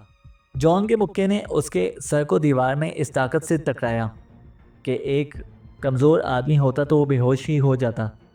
उसकी बजाय ऐसा लगा कि उसने काली दाढ़ी वाले को मज़ीद मुश्ताल कर दिया था।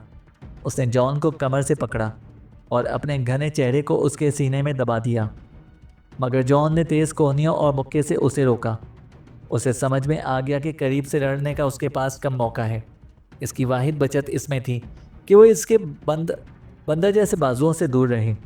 वो आदमी पीछे हट गया, सांसें लेते हुए फिर उसे बाएं कंधे के नीचे सर झुकाकर दोबारा हमला आवर हुआ।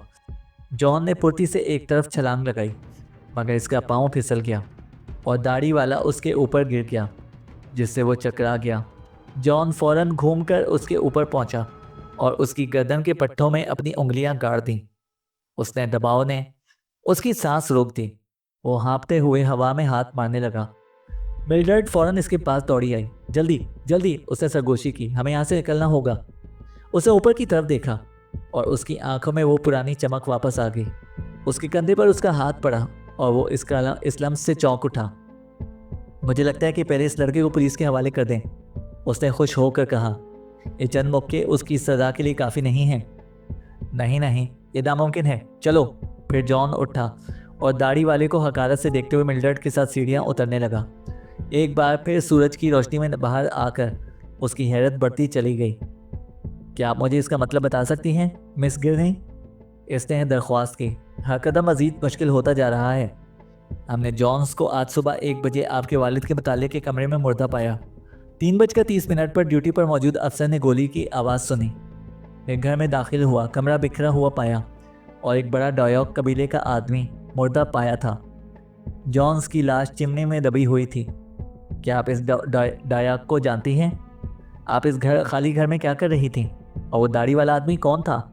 जॉन ने सवाल किए। लड़की ने सोचा, डायॉक शायद तामा अपिंग था, जिसने कभी वादा किया था कि वो एक दिन मेरे वालिद से बदला लेगा। वो अपने लोगों से मुख्तलिफ था, चुप चुप, हाँ, मगर दिल से शर पसंद। हाँ, वो वाहिद शख्स है जिसे मैं याद कर सकती हूँ, जो इन सालों में अपने दुश्मन की तलाश में रहा था। ये घर मेरी माँ का था, मिस्टर सक्स। वो दाढ़ी वाला आदमी मुझे देख रहा था। मैं इससे बचना चाहती थी और यहाँ आई थी, ये सोचकर कि मैंने इसे पीछे छोड़ दिया है, मगर वो मेरे पीछे आ गया, ज़बरदस्ती अंदर आया और मुझे पकड़ लिया। मिल्ड्रेड गिरनी ने कहा। क्यों? जॉन ने पूछा। उसने कहा था कि वो एक जासूस है और मुझे स्ट्रिकलैंड गिरनी के कत्ल में गिरफ्तार करना चाहता है। मिल्ड्रेड गिरनी बोली। शक्कू को शुबात? जॉन ने पूछा। जॉन का दिल अचानक खौफ से धड़कने लगा। पुलिस को स्ट्रिकलैंड गिरनी की बेटी के बारे में इत्तला कैसे मिली? अगर पुलिस को यह मालूम था और ये पता चल गया कि मिल्ड्रेड ने गिरनी से नफरत क्यों की, तो इसकी गिरफ्तारी चंद घंटों का मामला था। अब ये जासूस इंसान। जॉन ने अपनी आंखें चंद लम्हों के लिए बंद की, इन बातों को जहन में रखकर याद करने की कोशिश की। जासूस, यह तो ब्लैक एलन था, जो एक मकामी शोहरत वाला गनमैन था। बिलाशुबा कोई ऐसा शख्स था जो चाहता था कि मिल्ड्रेड गेनी को रास्ते से हटाया जाए, और वो शख्स के ख्याल में वही कातिल था जिसे वो तलाश कर रहा था। मिल्ड्रेड को एक बात बताकर जॉन दोबारा वापस घर की तरफ दौड़ पड़ा। अगर ब्लैक एलन पर दबाव डाला जाए तो वो बता सकता था कि इसे किसने मुलाजमत पर रखा था। जॉन ने उसे घर इसलिए छोड़ा था क्योंकि वो और लड़की दोनों ये समझ रहे थे कि वो एक जासूस है। अब वो इसे तलाश करने के लिए बेचैन था, लेकिन एलन जॉन के मुक्के से थक चुका था और गायब हो चुका था। जॉन ने लड़की को सूरत हाल बताई और दोनों मिलकर मिल्ड्रेड के होटल वापस आ गए। जॉन लॉबी में बैठा रहा जब तक कि मिल्ड्रेड ने अपना सामान पैक नहीं कर लिया। फिर इसने एक टैक्सी किराए पर ली और इसे शहर के एक बिल्कुल मुख्तलिफ इलाके के होटल में लेकर आया। इससे एलन का ग्रोह कुछ वक्त के लिए उनका पीछा नहीं कर सकता था। जॉन दोबारा काम पर वापस आया तो इसका दिमाग ब्रेडले के भेजे गए मुमकिन खुफिया पैगाम पर सोच रहा था। उसकी क्या ज़रूरत थी? ब्रेडले इसे आसानी से बुलाकर जो कुछ कहना चाहता था बता सकता था। किसी खुफिया पैगाम की कोई ज़रूरत नहीं थी। उसकी बेचैनी बढ़ती जा रही थी कि वो इस उलझन को हल करे और ये पता लगाए कि स्ट्रिकलैंड गिरनी, जॉन्स और डायोक को किसने मारा। अगरचा इसकी मकामी पुलिस टीम के बारे में ज़्यादा अच्छी राय नहीं थी, लेकिन उसे तस्लीम किया कि कभी कभार वो सिर्फ मुसलसल मेहनत तक सच्चाई तक पहुंच जाते हैं। और वो बहुत फिक्रमंद था कि उनकी अंधी तगोदो में वो मिल्ड्रेड गिरनी को गिरफ्तार कर लेंगे। हालांकि जॉन को पूरा यकीन था कि उसने जुर्म नहीं किया। वो जानता था कि पुलिस को कैद करना ज़्यादा मुश्किल होगा। इसके अलावा अगर वो स्ट्रिकलैंड गिरनी के कातिल को पकड़ ले तो मिल्ड्रेड पर किए गए हमले ख़त्म हो जाएंगे। जॉन 5th स्ट्रीट पर रुक गया ताकि वो एक ऐसी गाड़ी का इंतज़ार कर सके जो इसे शहर के मरकज़ में जेल में ले जाए जहां ब्रेडली को कैद किया गया था। जब वो इंतज़ार कर रहा था, इसी दौरान एक चमकती हुई रोल्स रॉयस लेमोजीन गाड़ी सड़क के किनारे आकर रुकी। हॉकर, सिल्वेस्टर जॉन्स का ड्राइवर, अपनी छोटी खून आलूद आंखों से जॉन को देखते हुए गाड़ी से निकला। मिस्टर जॉन सक्स, सर क्या ये आप हैं? हॉकर ने नहायत आजिज़ी से पूछा। मैं थोड़ी मुश्किल में हूँ सर, और कल आपको मिस्टर गिरनी के घर देखकर और आपकी सलाहियतों की इतनी तारीफ़ सुनी। माफ़ कीजिएगा सर, मैं आपसे कुछ मशवरा लेने आया हूँ, हॉकर ने कहा। ज़रूर ज़रूर, जॉन ने खुश दिली से कहा। क्या कोई ऐसी जगह है जहाँ मैं आपको लेकर जा सकूँ सर? हॉकर ने कहा। मैं तो जेल जा रहा हूँ। जेल? हॉकर ने पूछा। मिस्टर गिरनी के नौकर ब्रेडली से मिलने, जॉन ने बताया। हॉकर ड्राइवर ने मुनाफिकाना अंदाज में सर हिलाया, ये सोचकर कि वो अपने मालिक अपने आका को मार डालेगा। ये तकरीबन नाकाबिले यकीन है, हॉकर ने कहा। क्या तुम यकीन करते हो? जॉन ने पूछा। बिल्कुल, वो वाहिद शख्स था जो इस वक्त घर में मौजूद था। लेकिन आप जेल जा रहे हैं जनाब। अगर आप मेरे साथ सीट पर बैठेंगे तो मैं रास्ते में अपनी बात की वजाहत कर सकता हूँ, हॉकर ने कहा। जॉन फुर्ती से हॉकर के साथ सीट पर बैठ गया और बड़ी गाड़ी खामोशी से मुतमईन अंदाज में दौड़ पड़ी। ये एक बहुत अजीब सी सूरत हाल है सर, ड्राइवर ने बात शुरू की। देखें, मैं जॉन्स ख़ानदान के साथ कई सालों से काम कर रहा हूँ। जब मिस्टर सिल्वेस्टर जॉन्स ने खुद से काम शुरू किया तो मैं इनका ड्राइवर बन गया, क्योंकि उनका कारोबार छोटा था। आप समझते हैं ना? वो मुझसे बहुत खुश थे। अगर मैं ये कहूँ कि जब इनके ख़ानदान के वारिस का इंतकाल हुआ तो उन्होंने एक वसीयत की थी जिसमें अपनी सारी जायदाद मुझे दे दी, हॉकर कह रहा था। जॉन ने शक भरी नज़रें हॉकर पर डाली, जिसने लम्हे भर के लिए उसकी आंखों में आंखें डाली, फिर सड़क की तरफ देखना शुरू कर दिया। बात यह है सर, ड्राइवर ने कहा, कि मिस्टर सिल्वेस्टर जॉन्स के पास हकीकतन कुछ भी नहीं बचा था। उनका बैंक बैलेंस तकरीबन कुछ भी नहीं था। ये गाड़ी और इनकी दीगर ज़ाती चीज़ें उनके कर्ज दहिंदगान को देने के लिए फ़रोख्त करनी पड़ेंगी। ये एक बहुत अफसोसनाक है कि वो कितनी मुश्किल से जीते थे सर, हॉकर ने बताया। यह आपके लिए मुश्किल होगा, जॉन ने कहा, लेकिन आप ये मुझे क्यों बता रहे हैं? मुझे वकीलों पर एतमाद नहीं है और मुझे किसी से बात करनी थी। यह है वो अजीब बात सर। ड्राइवर ने गाड़ी एक मोड़ पर घुमाई और ट्रैफिक के पेचीदा रास्तों में इस महारत से गुजर गया कि उसकी चालाकी की तारीफ़ की जा सकती थी। मैंने सुना है कि मेरे मालिक सिल्वेस्टर जॉन्स को मिस्टर गिरनी की सारी जायदाद विरासत में मिली है। कई बार मिस्टर जॉन्स ने मुझे अपनी तवक्कात के बारे में बताया था, तो कुदरती तौर पर मुझे वो रकम मिलने की तवक्का है जो उन्हें मिलनी चाहिए थी, हॉकर ड्राइवर कह रहा था। वो जेल की खौफनाक स्याह दीवारों के करीब पहुंच चुके थे और रोल्स रॉयस गाड़ी गेट के सामने रुक गई। जॉन नीचे उतरा, लेकिन एक लम्हे के लिए हिचकिचाया। एक पाँव रनिंग बोर्ड पर रखा उसके जहन में एक ख्याल आया। वो हॉकर के बारे में मज़ीद जानना चाहता था। मुझे लगता है कि मैं तुम्हारे लिए कुछ कर सकता हूँ, जॉन ने कहा। जैसे मुझे वक्त मिलेगा मैं तुमसे मिलने के लिए आऊँगा। आप मुझे सेंट रिजिस गैराज में तलाश कर सकते हैं सर, हॉकर ने कहा। जॉन की आंखों ने छोटी खून आलूद आंखों को मायने खेज अंदाज में देखा। और आप, उसने मज़ीद कहा, मेरे लिए कुछ कर सकते हैं? जॉन बेपरवाह अंदाज में सर हिलाते हुए वार्डन के दफ्तर की तरफ चल पड़ा। ये बिल्कुल ज़रूरी था कि जॉन जेल के वार्डन को जानता हो। इतना ही ज़रूरी कि वार्डन भी एक अखबार नवीस और शहर के एक बहुत बाअसर आदमी के बेटे की मदद करके खुश हो। जब जॉन ने ब्रेडले से बात करने की दरख्वास्त की तो वार्डन, ये समझते हुए कि ये काम से इंटरव्यू होगा, राज़ी हो गया और ख़ुद ब्रेडले के सेल की तक लेकर आया। वो गमगीन सा आदमी बाइबल पढ़ रहा था, लेकिन जब जॉन अंदर आया तो उसने बाइबल नीचे रखी और खड़ा हो गया। उसमें कुछ ऐसा दुख था जैसे वो एक पुराना बेजार खिलौना हो जिसे कमरे के एक कोने में फेंक दिया गया हो। जॉन को इस पर बहुत तरस आया। उसने एक या दो बातें की कि उसे अफसोस है कि वो वहाँ पर है। ब्रेडले ने उसका शुक्रगुजार होकर जवाब दिया। वार्डन मुरवतन इतनी दूरी पर था कि वो आवाज़ सुन ना सके। जॉन ने कहा, मैंने वो पैगाम वसूल किया जो तुमने भेजा था, लेकिन मैं कुछ समझ नहीं सका, इसलिए मैं यहाँ पर आया हूँ कि सब कुछ तुम्हारी ज़बानी जान सकूँ। ब्रेडले ने उसकी तरफ कुछ उलझी हुई नज़र से देखा। मैं नहीं जानता कि आप क्या बात कर रहे हैं सर। कोई राज या ड्रामा करने की ज़रूरत नहीं है, जॉन ने बेसब्री से कहा। मैं इस मामले को हल करने में मदद करना चाहता हूँ। तुम्हें यहाँ नहीं होना चाहिए था, बल्कि और लोग यहाँ पर होने चाहिए थे। सबसे ज़्यादा मैं मिल्ड्रेड गेनी की मदद करना चाहता हूँ, जॉन ने कहा। उसने अपना चेहरा ब्रेडले के करीब किया और इस जुमले को इंतहाई ज़ोर देकर कहा। ब्रेडले का चेहरा झुक गया, उसकी नीली आंखें फैल गईं। ब्रेडले, तुम नहीं समझते, जॉन ने सरगोशी की। मैं उसकी मदद करना चाहता हूँ। ये बहुत मुमकिन है कि पुलिस जल्द ही उसके बारे में सुने। जो कुछ भी तुम जानते हो मुझे बताओ, ये मददगार साबित हो सकता है, जॉन ने कहा। ब्रेडले ने पलंग पर बैठकर अपने हाथों को मरोड़ा। मैं कुछ नहीं जानता मिस्टर सक्स, मैं खुदा की कसम खाता हूँ, मुझे कुछ इल्म नहीं, सिवाय इसके कि मैंने इसके स्टडी रूम के दरवाजे के तारे का नक्शा इसके लिए बनाया था। मैंने पूरी दोपहर सोते हुए गुजारी और मुझे पता नहीं था कि उस वक्त क्या हुआ, ब्रेडले ने कहा। क्या मिस्टर गिरनी ने वाकई मुलाजिमों को छुट्टी दे दी थी या तुमने, जॉन ने पूछा। उसने दी थी। क्यों, जॉन ने कहा। मैंने उसे बताया था कि मिल्ड्रेड घर आ रही है। वो डरा हुआ था कि वो कोई हंगामा करेगी और मुलाजिम उसे सुन लेंगे, ब्रेडले बोला। वो पैगाम जो तुमने मुझे भेजा था उसका क्या मतलब था, जॉन ने कहा। मैंने आपको कोई पैगाम नहीं भेजा सर, ब्रेडले बोला। जॉन मुकम्मल तौर पर गुस्से से भरा हुआ था। दरवाजे की तरफ मुड़ गया। वो ये नहीं समझ सका था कि अगर ब्रेडले ने वाकई पैगाम भेजा था तो वो इससे इनकार क्यों कर रहा है। अगर इसने नहीं भेजा तो फिर ये पैगाम किसने भेजा था और क्यों इस पर ब्रेडले का नाम था। जॉन ने अपने नोटपैड को जेब से निकाला और इसे ब्रेडले के सामने रख दिया।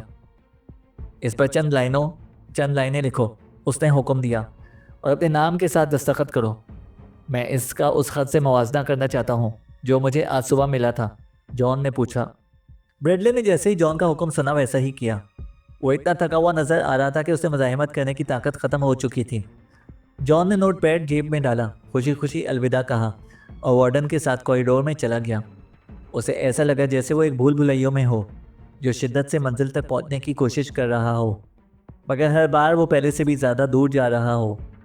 इसका इब्तिदाई मकसद अपने वालिद की नज़र में मकाम हासिल करना था और दूसरा मकसद मिल्ड्रेड को स्याह साए से बचाना था। जॉन फ़ौरन स्टार न्यूज़ के दफ्तर की तरफ रवाना हो गया। वहाँ सब कुछ मामूल के मुताबिक चल रहा था और किसी ने ख़ास तौर पर उसकी तरफ ध्यान नहीं दिया। जब वो अपनी डेस्क पर पहुँचा, वो ख़त जो इसे सुबह मौसूल हुआ था पेपरवेट के नीचे दबा हुआ था और एक और ख़त इसके साथ पड़ा था। ये बग़ैर दस्तखत के था और सिर्फ ये अल्फाज लिखे थे, सफ़ा नंबर 42, पैराग्राफ 3। उसने पहला ख़त खोला और दोबारा पढ़ा। शायद इसकी खसूसियत आपको फ़ौरन महसूस हो जाएगी अगर आप मेरे लिए एक एहसान करें। जब आप मेरी मौत की खबर सुने और मुझे लगता है कि अंजाम करीब है, क्या आप मेरी लाश को गुस्टाव एडमिंसन की तरह ठिकाने लगा देंगे जिसने the psychology of the working classes लिखी थी। जॉन मुस्कुराया। दूसरा नोट पहले नोट के बनाए हुए मौमे को इतना सादा तरीके से हल कर देता था। उसका पैगाम देने वाला ये चाहता था कि वो मतलूबा किताब का सफ़ा नंबर 42 पैराग्राफ 3 पढ़े। उसने एक ऑफिस बॉय को बुलाया और इसे किताब लाने का कहा। वो किताब जो इसने सुबह देखी थी वापस लाइब्रेरी में जा चुकी थी। फिर इसने दोनों नोट्स को सामने रखा। दूसरे नोट की मुख्तसर नौयत के बावजूद ये वाज़ेह था कि दोनों की तहरीर एक ही हाथ की है। फिर जॉन ने वो कागज़ निकाला जिस पर इसने ब्रेडली से लिखवाया भी था। वो भी पहले दोनों नोट्स की तरह था। बूढ़े नौकर ने इस नोट से इनकार क्यों किया था? ऑफिस बॉय कुछ देर बाद एडमिंसन की किताब के साथ वापस आया। जॉन ने इस किताब को तेज़ी से पकड़ा और सफ़ा नंबर 42 खोल लिया। पैराग्राफ नंबर 3 में इसे ये लिखा हुआ मिला, सबसे अहम घरेलू मुलाजिम ड्राइवर होता है और ये नफ्सियाती मुताले के लिहाज से बहुत दिलचस्प है। वो आमतौर पर दूसरे मुलाजिमीन से ज़हनी तौर पर एक कदम आगे होता है और इसके नतीजे में वो ज़्यादा कीमती या ज़्यादा ख़तरनाक बन सकता है। उसकी शख्सियत के मुताबिक मुझे बहुत वाज़ेह तौर पर मिस्टर फॉरेंस वर्थली के कत्ल का वाक़या याद आता है जो उनके ड्राइवर के हाथों हुआ था। जॉन ने किताब को खुशी के साथ नीचे फेंक दिया और कहा, हॉकर ड्राइवर, उसने अपने आप से कहा। वो ख़त जॉन के दिमाग में पलने वाले मुबहम शुबहात को वाज़े करने के लिए काफ़ी था, लेकिन आखिरकार ड्राइवर को तीनों कत्ल से जोड़ने के लिए सबूत की ज़रूरत थी।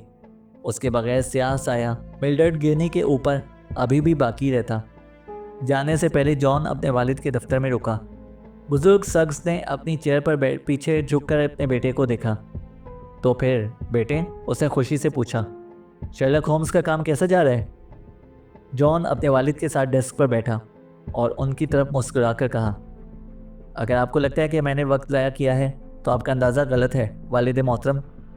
वो इंकशाफ जो हमें जॉन्स और तामा अपिंग के कत्ल के बारे में मिला, इस केस पर मैंने जितना वक्त गुजारा है और उसके काबिल है ना?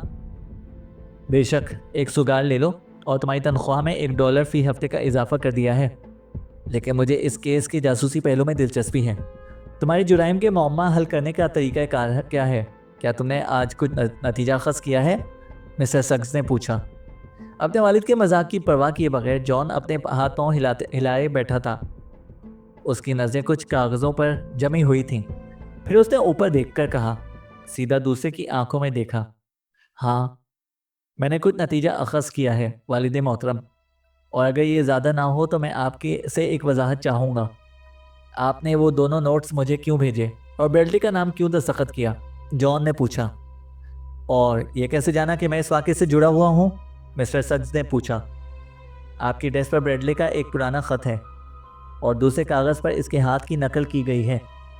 आप कुछ हद तक हैंड राइटिंग के माहिर हो तो ये समझना कोई मुश्किल बात नहीं थी कि मगर असल मकसद क्या था? जॉन ने पूछा। बुज़ुर्ग सक्स ने अपना सगार फेंक दिया और हंसे। बेटे, तुम इस पर इतना अच्छा काम कर रहे हो कि मैंने सोचा कि तुम्हारी मदद करूं, लेकिन तुम्हें उलझन में भी रखूं। मैंने सोचा था कि तुम मेरे इस थोड़े से सुराख को समझ लोगे, लेकिन मैं नहीं चाहता था कि तुम्हें ये पता चले कि मैंने ये कागज़ छोड़ा था। क्या तुमने ब्रेडली को देखा? मिस्टर सक्स ने पूछा। जी हाँ। वो बूढ़ा आदमी बहुत परेशान था। जब मैंने इससे पूछा कि इसके पैगाम का क्या मतलब था, उसे कोई अंदाज़ा नहीं था कि मैं क्या बात कर रहा था। जॉन ने बताया। स्टार न्यूज़ के मालिक ने हंसकर कहा, मैं समझता हूँ कि मेरे जहन में कोई शक नहीं है, कोई इस मामले में मुलविस नहीं है। जब सब कुछ साफ़ हो जाएगा तो मैं इसका ख्याल रखूँगा। अब मैं चाहता हूँ कि तुम बाहर जाकर हॉकर ड्राइवर की जांच पड़ताल करो। बिलाशुबा इसके पास मजबूत बहाना होगा। जब मुझे पता चला कि उसके पास $1,00,000 से ज़्यादा का बैंक बैलेंस है तो मुझे हॉकर पर शक हुआ। ये सबूत काफ़ी था कि वो एक मामूली ड्राइवर नहीं है। जितना मुझे मालूम है, इसका ना तो गनी या जॉन्स को मारने का कोई मकसद था। मिस्टर सक्स ने कहा। हाँ, इसका मकसद था, जॉन ने कहा। फिर उसने वो कहानी दोहराना शुरू की जो हॉकर ने 1 घंटा पहले उसे सुनाई थी। अब मैंने उसके लिए एक मंसूबा बनाया है ताकि हम उसे बेखबरी में पकड़ सकें। अगर आप मेरे साथ ताउन करेंगे तो मैं समझता हूँ कि हम ये कर सकते हैं, जॉन ने कहा। जब उसने अपनी वजाहत मुकम्मल की तो बुजुर्ग शख्स ने सीटी बजाई। ये मुझे अच्छा लग रहा है, मैं अपने हिस्से का काम शुरू कर देता हूँ। अब तुम जाकर इसके हर लम्हे की जांच पड़ताल करो, मिस्टर शख्स बोले। जॉन ने हिदायत के मुताबिक काम किया, लेकिन जब उसने अपनी तहकीकात मुकम्मल की तो इसी खाली दीवार का सामना कर रहा था जो इसे जॉन्स के दिन की जांच पड़ताल के दौरान मिली थी। सेंट रिजिस के दूसरे ड्राइवर्स ने हॉकर के साथ पोकर खेला था। जब तक कि जॉन्स ने उसे बुलाया नहीं था। वो वक्त 1 बजने से 10 मिनट पहले का था और गाड़ी 5 मिनट बाद गैराज से निकाल दी गई थी।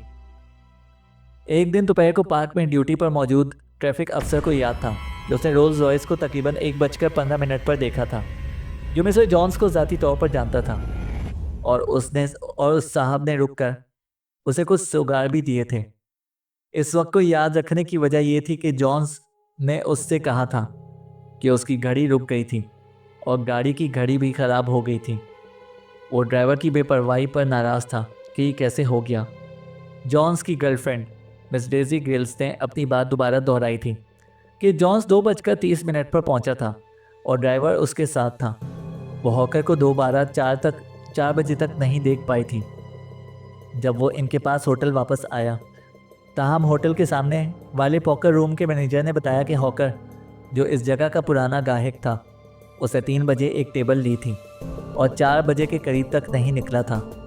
उससे उसका वक्त इसी तरह हिसाब में आ गया जैसे सिल्वेस्टर जॉन्स का वक्त आया था।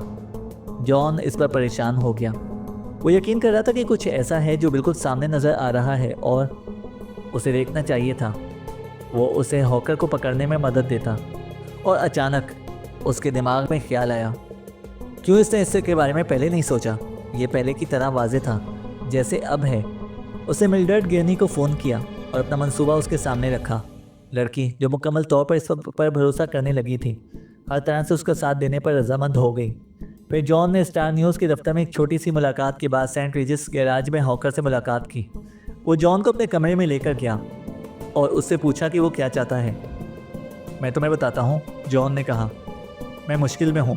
अगर मेरे वालिद को ये पता चल गया कि मैं स्टॉक मार्केट के मसले में फंस चुका हूँ तो वो मुझे घर से निकाल देंगे। फितरी बात है कि मैं इनके पैसों के विरासत में मिलने के इम्कानात को ज़ाया करने का ख्वाहिशमंद नहीं हूँ, लेकिन मुझे अभी कुछ मदद की ज़रूरत है, जॉन ने कहा। तो मेरे पास क्यों आए हो? हॉकर ने कहा। क्योंकि तुम मेरी मदद कर सकते हो, जॉन बोला। हॉकर फिक्रमंद हो गया। एक कागज़ को मरोड़ते हुए उसकी खुफिया निगाहें फर्श पर थीं। वो जॉन की जहनी सलाहियत का मुतालिया कर रहा था और ये भी जानने की कोशिश कर रहा था कि वो कहाँ तक जाएगा। आखिरकार उसने अपने कंधे झुकाए। मुझे नहीं मालूम कि तुम क्या कहना चाहते हो। जॉन ने अपनी कुर्सी को थोड़ा और करीब किया। हाँ, तुम्हें मालूम है, मैं जानता हूँ कि तुम्हारे पास कैथेड्रल नेशनल बैंक में $1,00,000 हैं। मुझे इसमें से कुछ रकम चाहिए, जॉन ने कहा। क्या तुम कोई वजह बता सकते हो कि मैं तुम्हें ये क्यों दूँ? हॉकर ने पूछा। हॉकर ने अपनी चापलूसी वाली हालत छोड़ दी और पुरएतमाद अंदाज में बात की थी। इसकी कई वजूहात हैं, लेकिन एक ख़ास वजह यह है कि जो तुम्हें दिलचस्प लगेगी। ड्राइवर की खून आलूद आंखें तंग हो गईं और उसकी उंगलियां बेचैनी से कुर्सी के एक कोने पर मचलने लगीं। क्या है? हॉकर ने पूछा। तुम्हारा दिफा, जॉन ने एहतियात से वजाहत की। जाहिर है कि मेरे पास वो सब कुछ है जो पुलिस को मतलूब हो सकता है। पुलिस इसे जैसा है वैसा ही कबूल कर लेगी, लेकिन तुम्हें 1:15, जब ट्रैफिक पुलिस वाला तुम्हें पार्क में देखता है, और 2:30, जब तुमने जॉन्स को मिस गिल्स के अपार्टमेंट तक पहुंचाया था। इसके बाद इन 2 घंटों के दौरान तुम क्या कर रहे थे? जॉन ने पूछा। हॉकर गुस्से से खड़ा हो गया और तेज़ आवाज़ में चिल्ला उठा, लेकिन जॉन ने अपनी कुर्सी पर आराम से बैठते हुए जवाब दिया। ड्रामा करने की ज़रूरत नहीं है, तुम जानते हो कि मैं क्या कह रहा हूँ, जॉन ने कहा। तुम आखिर चाहते क्या हो? हॉकर बोला। अब बिल्ली बाहर आ गई। जॉन ने हरकत नहीं की, मगर इसके चेहरे के पट्टे ढीले हो गए थे और उसने गहरी सांस ली। $15,000। ये बहुत महंगा सौदा है, हॉकर बोला। ओह बहुत, जॉन ने खुद एतमादी से कहा। और इसके बदले में मुझे क्या मिलेगा? हॉकर बोला। अगर पुलिस कभी इस खोए हुए घंटे के बारे में सोचेगी तो वो तुम्हें एक लम्हे में पकड़ लेंगे। तुम्हारे पास गिरनी के पैसे हासिल करने का मौका है। सिर्फ 2 रुकावटें हैं। पहली वो है जिसका मैंने अभी जिक्र किया, दूसरी गिरनी की बेटी है, वो शहर में है, जॉन ने बताया। उसे उम्मीद थी कि ड्राइवर हॉकर हैरान हो जाएगा, लेकिन हॉकर सिर्फ गुस्से में आया और कहा, मुझे पता है। तुम्हें पता है तो तुम इसका क्या करोगे? जॉन ने पूछा। हॉकर ने उसकी तरफ देखा। अगर तुम मुझसे पैसे लेने की उम्मीद रखते हो तो तुम्हें खुद कुछ मशवरे भी देने होंगे, हॉकर ने कहा। मैं इस अहमद जेमसन की तवज्जो तुमसे मुकम्मल तौर पर हटवा सकता हूँ, यानी अगर मुझे पैसे मिले तो, जॉन ने कहा। और ये गिरने की बेटी का क्या करेंगे? हॉकर ने कहा। जॉन ने हॉकर को बेपरवाही से देखा। सिर्फ एक ही काम है जो करना होगा, है ना? हाँ, हमें उसे रास्ते से हटाना होगा, ड्राइवर ने मायूसी से कहा। हम? हाँ, तुम भी। तुम मुझ पर भरोसा नहीं करते और मैं तुम पर नहीं करता। अब तक सब कुछ ठीक है, सब बराबर है और कोई नुकसान नहीं हुआ। लेकिन अगर हम ये काम साथ करेंगे तो कोई भी दूसरे को धोखा नहीं दे सकेगा, हॉकर बोला। जॉन को झूठ से फितरी तौर पर नफरत थी, लेकिन उस पेशे के बेरहम तकाज़ों ने उसे झूठ बोलने पर मजबूर किया। ड्यूटी पर झूठ बोलना कभी कभी एक नापसंदीदा ज़रूरत होती है, और ये मिल्ड्रेड के लिए था। क्या तुम ये करोगे? हॉकर ने पूछा। और मैं $15,000 ले सकूंगा? जॉन बोला। यकीनन, हॉकर ने कहा। ठीक है, जॉन ने आहिस्ता से कहा, लेकिन मुझे ये समझ में नहीं आ रहा कि जब तुम्हें पता था कि वो शहर में है तो तुमने खुद क्यों कुछ नहीं किया? हॉकर ने गुस्से में कहा, मैंने ब्लैक एलन को इसका पता चलाने के लिए भेजा था, लेकिन किसी ने उसके मामले में मुदाखलत की और एलन को अच्छी तरह से पीट दिया। लड़की बच निकल गई और वो कहीं छुपती फिर रही है। हमें पहले उसे ढूंढना होगा, हॉकर ने कहा। मैं जानता हूँ कि वो कहाँ है, जॉन बोला। तुम्हें पता है? यकीनन। तो मुझे किस किस्म का रिपोर्टर समझते हो? मैं इस केस में सबका पीछा कर रहा हूँ, शुरू से आखिर तक। मेरा मंसूबा ये है कि तुम जानते हो कि 2738 फिलिप्स स्ट्रीट कहाँ है, जॉन ने कहा। हॉकर ने नफ़ी में सर हिला दिया। ये घर गिरने की बीवी का था और अब जाहिर है कि बेटी का है। मैं इसे झूठे बहाने के ज़रिए वहाँ पर लेकर आऊँगा और फिर अच्छा, इन बातों पर बात करना खुशगवार नहीं है, जॉन ने कहा। कितने बजे तुम्हें वहाँ पहुँचना है? हॉकर ने पूछा। इसी दौरान हॉल में हल्के से कदमों की आवाज़ सुनाई दी। अखबार फरोश, एक बचकाना आवाज़ आई। Evening star news? 12 बजे ठीक वक्त पर, जॉन ने जल्दी से कहा और दरवाज़ा खोला। अखबार फरोश बच्चे ने मुड़ा हुआ अखबार अंदर फेंका, जिसे जॉन ने हॉकर को दे दिया। 12 बजे, याद रखना, और सीढ़ियाँ उतरते हुए गायब हो गया। जॉन सड़क पर चलते हुए दिली दिल में हंस रहा था। ड्राइवर हॉकर की हैरानगी से अपने माली बहरान के बारे में बड़ी स्याह सुर्खियों वाले अखबार का मुताला कर रहा था। कैथेड्रल नेशनल बैंक ने अपने दरवाजे बंद कर दिए। अफसरान की लूट मार की इत्तला। कर्ज दहिंदगान को $1 भी नहीं मिलेगा। कातिल का इंकशाफ। जॉन ने स्टार न्यूज़ के दफ्तर फ़ोन किया। पता चला कि उसके वालिद घर जा चुके हैं। वो फ़ौरन वहाँ पर पहुँच गया। रात का खाना बहुत पहले सर्व किया जा चुका था और इसके वालिदा और बहनें थिएटर जा चुकी थीं। घर का मालिक अपने कमरे में लिबास बदल रहा था। जॉन फ़ौरन ऊपर गया। तो फिर? स्टार न्यूज़ के मालिक ने पूछा, जब वो अपनी जैकेट झाड़कर एक कुर्सी पर रख रहा था। तुम्हारा शानदार मंसूबा कैसे कामयाब रहा? मिस्टर सक्स ने पूछा। बहुत कामयाब। मुझे लगता है कि हमने उसे जाल में फंसा लिया है। अपने बेटे को देखो, पुराने जंगजू। वो एक मुजरिम है। मैंने हॉकर के साथ एक साजिश की और ये मेरी अपनी तजवीज़ थी। क्या मिल्ड्रेड गिरनी को रास्ते से हटा दें? वो आज रात 12 बजे 2738 फिलिप्स स्ट्रीट पर मुझसे मिलेगा। मैंने लड़की को वहाँ पर बुलाने का इरादा किया है। खुदाया, वो कितना पक्का और हिसाब किताब करने वाला शैतान है, जॉन ने बताया। वो वाहिद स्टार न्यूज़ का नुस्खा जो मैंने प्रिंट किया था, जो कैथेड्रल नेशनल बैंक की नाकामी के बारे में था, उसका क्या हुआ? मिस्टर सक्स ने पूछा।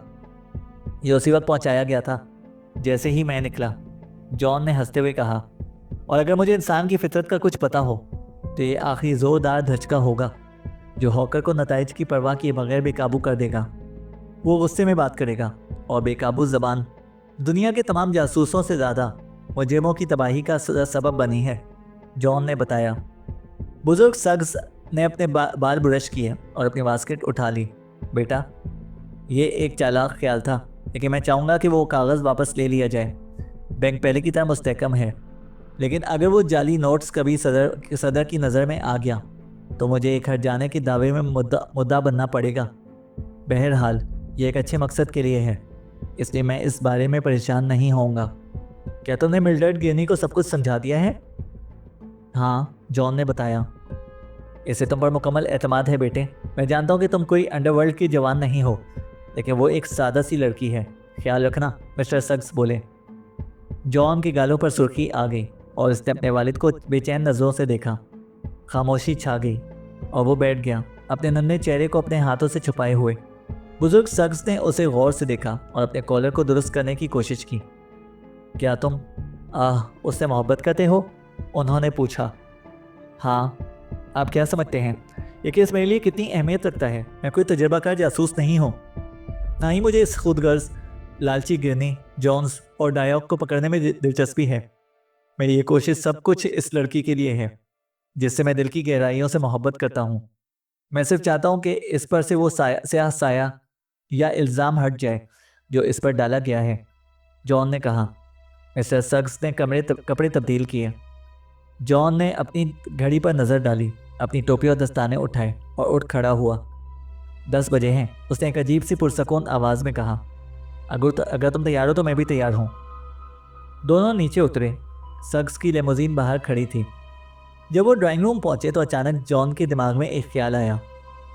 मेरे ख्याल में हमें एक साथ नहीं जाना चाहिए बाबा। हॉकर कोई मामूली ड्राइवर नहीं है। आमतौर पर वो बहुत होशियार और चालाक है। वो इस घर को देखेगा और पता चलाएगा कि मैं क्या करता हूँ। आप गाड़ी में जाओ, थोड़ी देर शहर में घूमो, फिर जेमसन, ओटोल और बियर होल्टर को ले आओ। उन्होंने इस मामले की इब्तिदा देखी थी और ये मुनासिब होगा कि वो इसका इख्तिताम भी देखें। मैं मिल्डर्ड से फिलिप्स स्ट्रीट के एड्रेस के करीब मिलूंगा। पुलिस को पिछले रास्ते से अंदर आने देना और ये देखना कि हॉकर इन्हें ना देखे, जॉन ने कहा। बिल्कुल बेटे, बुजुर्ग सक्स ने कहा। उसने अपने बेटे का हाथ मोहब्बत से पकड़ा। मैं तुम्हारे साथ हूँ, समझे, हर कदम पर। और अगर ज़रूरत पड़ी तो मुझे नहीं लगता कि मैं इतना बुरा सुसर बनूंगा। वो हंसा, अपना हाथ छोड़ा और दरवाज़ा उसके भारी जिस्म के पीछे बंद हो गया। चंद मिनट बाद जॉन भी बाहर निकल आया। वो मिल्डर्ड से फिलिप्स स्ट्रीट के घर से चंद ब्लॉक दूर मिला। उसके खूबसूरत नरम गाउन में, जिसकी गर्दन और कंधों पर नीले रंग की रिबन की लकीरें थीं, वो इतनी जवान और प्यारी लग रही थी कि जॉन का दिल बेचैन हो गया। मुझे खुशी है कि तुम यहाँ पर हो, उसने सरगोशी की। मुझे डर था कि कुछ ऐसा होगा जो तुम्हें रोकेगा, जॉन ने कहा। कोई भी नहीं रोक सकता, वो धीरे से बोली। फिर कहा, क्या हम अब अंदर जाएंगे? जी हाँ, हमें अंदर जाना चाहिए क्योंकि हॉकर के आने का वक्त करीब था। मिल्डर्ड के पास इस जगह की चाबी थी। वो मध्यम पुरानी तर्ज के पिछले कमरे में दाखिल हुए जहाँ उन्हें अपनी निगरानी करनी थी। अगर दोनों अकेले होते तो ये इंतज़ार थोड़ा बोरियत भरा होता, शायद कुछ होलनाक सा, लेकिन साथ होने की वजह से सब कुछ मुख्तलिफ था। वो दोनों इस लम्हे को किसी इंसान का शिकार करने वाले जज्बात से भरे हुए थे। एक ऐसा जज्बा जो किसी और तजर्बे से नहीं मिल सकता था। आखिरकार कोने के गिरजाघर की बड़ी घड़ी ने 12 बजने की 12 धड़कनें सुनाई।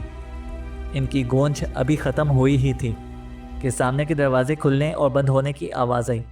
जॉन ने जल्दी से डाइनिंग रूम में झांका और लेफ्टिनेंट जेमसन की तसल्ली देने वाली सरगोशी सुनी। अब मरकज़ी किरदार के दाखिल होने के लिए स्टेज तैयार था। जॉन ने उठकर कमरे का दरवाज़ा खोला ताकि हॉकर को अंदर आने दे। हॉकर शराब के नशे से सुर्ख हो रहा था। लगता था कि उसने हिम्मत को बढ़ाने के लिए बहुत सी शराब पी ली थी और बस इतना हुआ कि उसकी गालों में सुर्खी और ज़बान में भारीपन आ गया।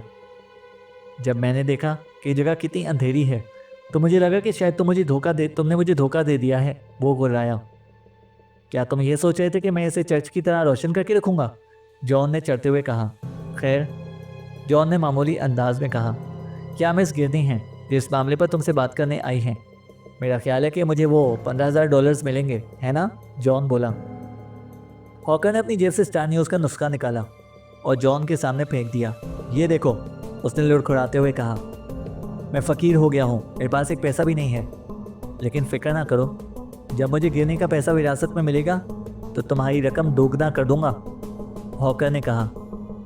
तुम्हारा क्या मतलब है? लड़की ने पूछा। हॉकर ने अपनी सुर्ख आंखों से घूरा। मेरे पास कैथेड्रल बैंक में $1,00,000 थे, वो पैसा जो जॉन्स और मैंने बूढ़े बेवकूफ़ों जैसे मारूफ लोगों से ब्लैकमेल करके निकाला था। अब वो बैंक बंद हो गया और उसने मेरा सारा पैसा ले लिया, लेकिन मैं गिरनी का पैसा हासिल करूँगा जब तुम रास्ते से हट जाओगी। क्या मैं नहीं, जॉन? तो हम तुम्हें बहुत एहतराम के साथ हटाने वाले हैं। मैं नहीं जानता था कि आया मैं जॉन पर एतमाद कर सकता हूँ या नहीं, लेकिन मेरा हौसला टूट चुका था और मैं अकेला कुछ नहीं कर सकता था। इसलिए हम दोनों तुम्हें मार डालेंगे, जैसे जॉन्स, गिरनी और डॉयॉक को मारा था, हॉकर कहता चला गया।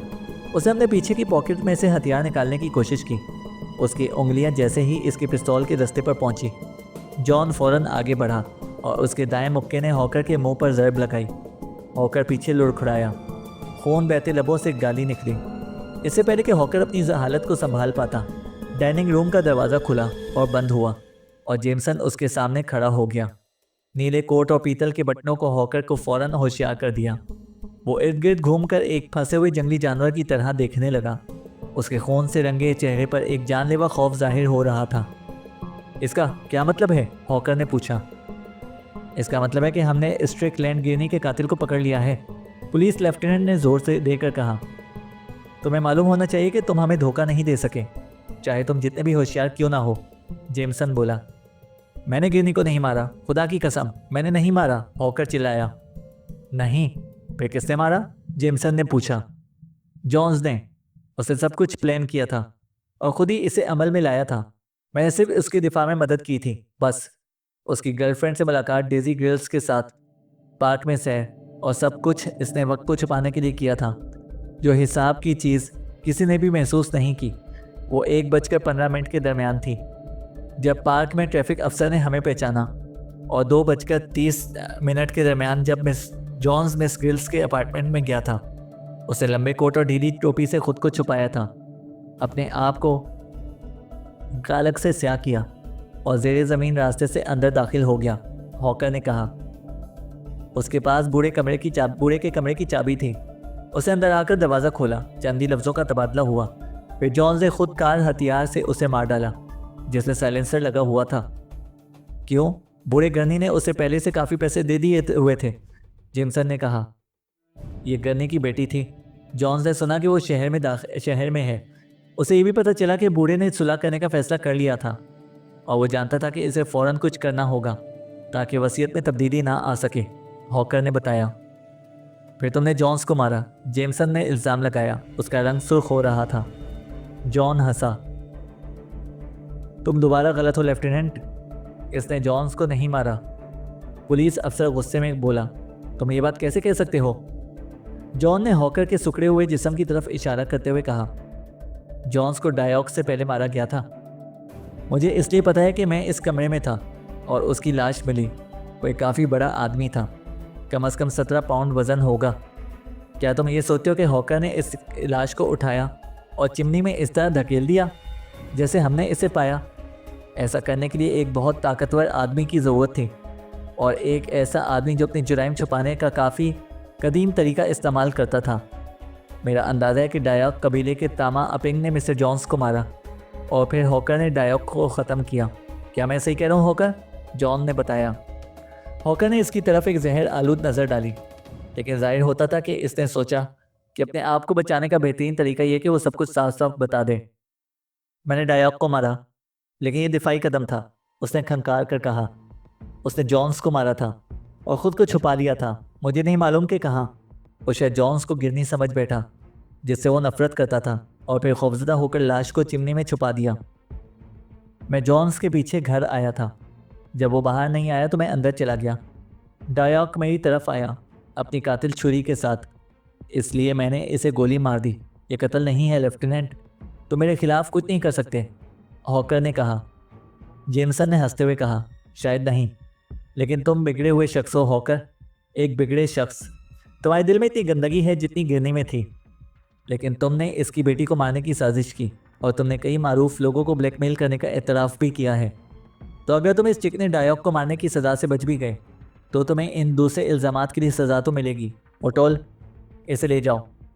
गाड़ी बाहर इंतज़ार कर रही है, जेमसन ने कहा। हाथों में हथकड़ियाँ लगने की आवाज़ आई। हॉकर ने जॉन को कत्ल करने वाली निगाह से देखा और डिटेक्टिव के साथ बाहर चला गया। लेफ्टिनेंट जेमसन ने अपने मोटे गीले हाथ रगड़े। खैर, मुझे खुशी है कि हमने ये काफ़ी होशियारी से किया है ना सग्स? तुम्हें पता है ना, थोड़ी देर के लिए मुझे तशवीश हुई थी। और जेमसन ने कहा। जॉन ने मुस्कुराहट को दबाया। मिल्ड्रेड के कपड़ों की तहों के पीछे वो लड़की का हाथ पकड़े हुए था और एक अजीब सा सुकून और इत्मीनान का एहसास उसके दिल में छा गया था।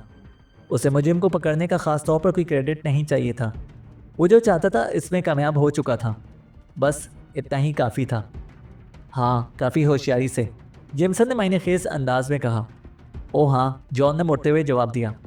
इस शहर की पुलिस को बेवकूफ़ नहीं बनाया जा सकता, और कल स्टार न्यूज़ अखबार में पुलिस लेफ्टिनेंट जेमसन को तमाम हक के साथ क्रेडिट दिया जाएगा। और अब मिल्ड्रेड, अरे मिस गिरनी, मिल्ड्रेड का हाथ उसके हाथ में और मजबूत हो गया। मुझे मिल्ड्रेड कहो जब तक तुम चाहो, उसने सरगोशी की। ख़त्म शुद।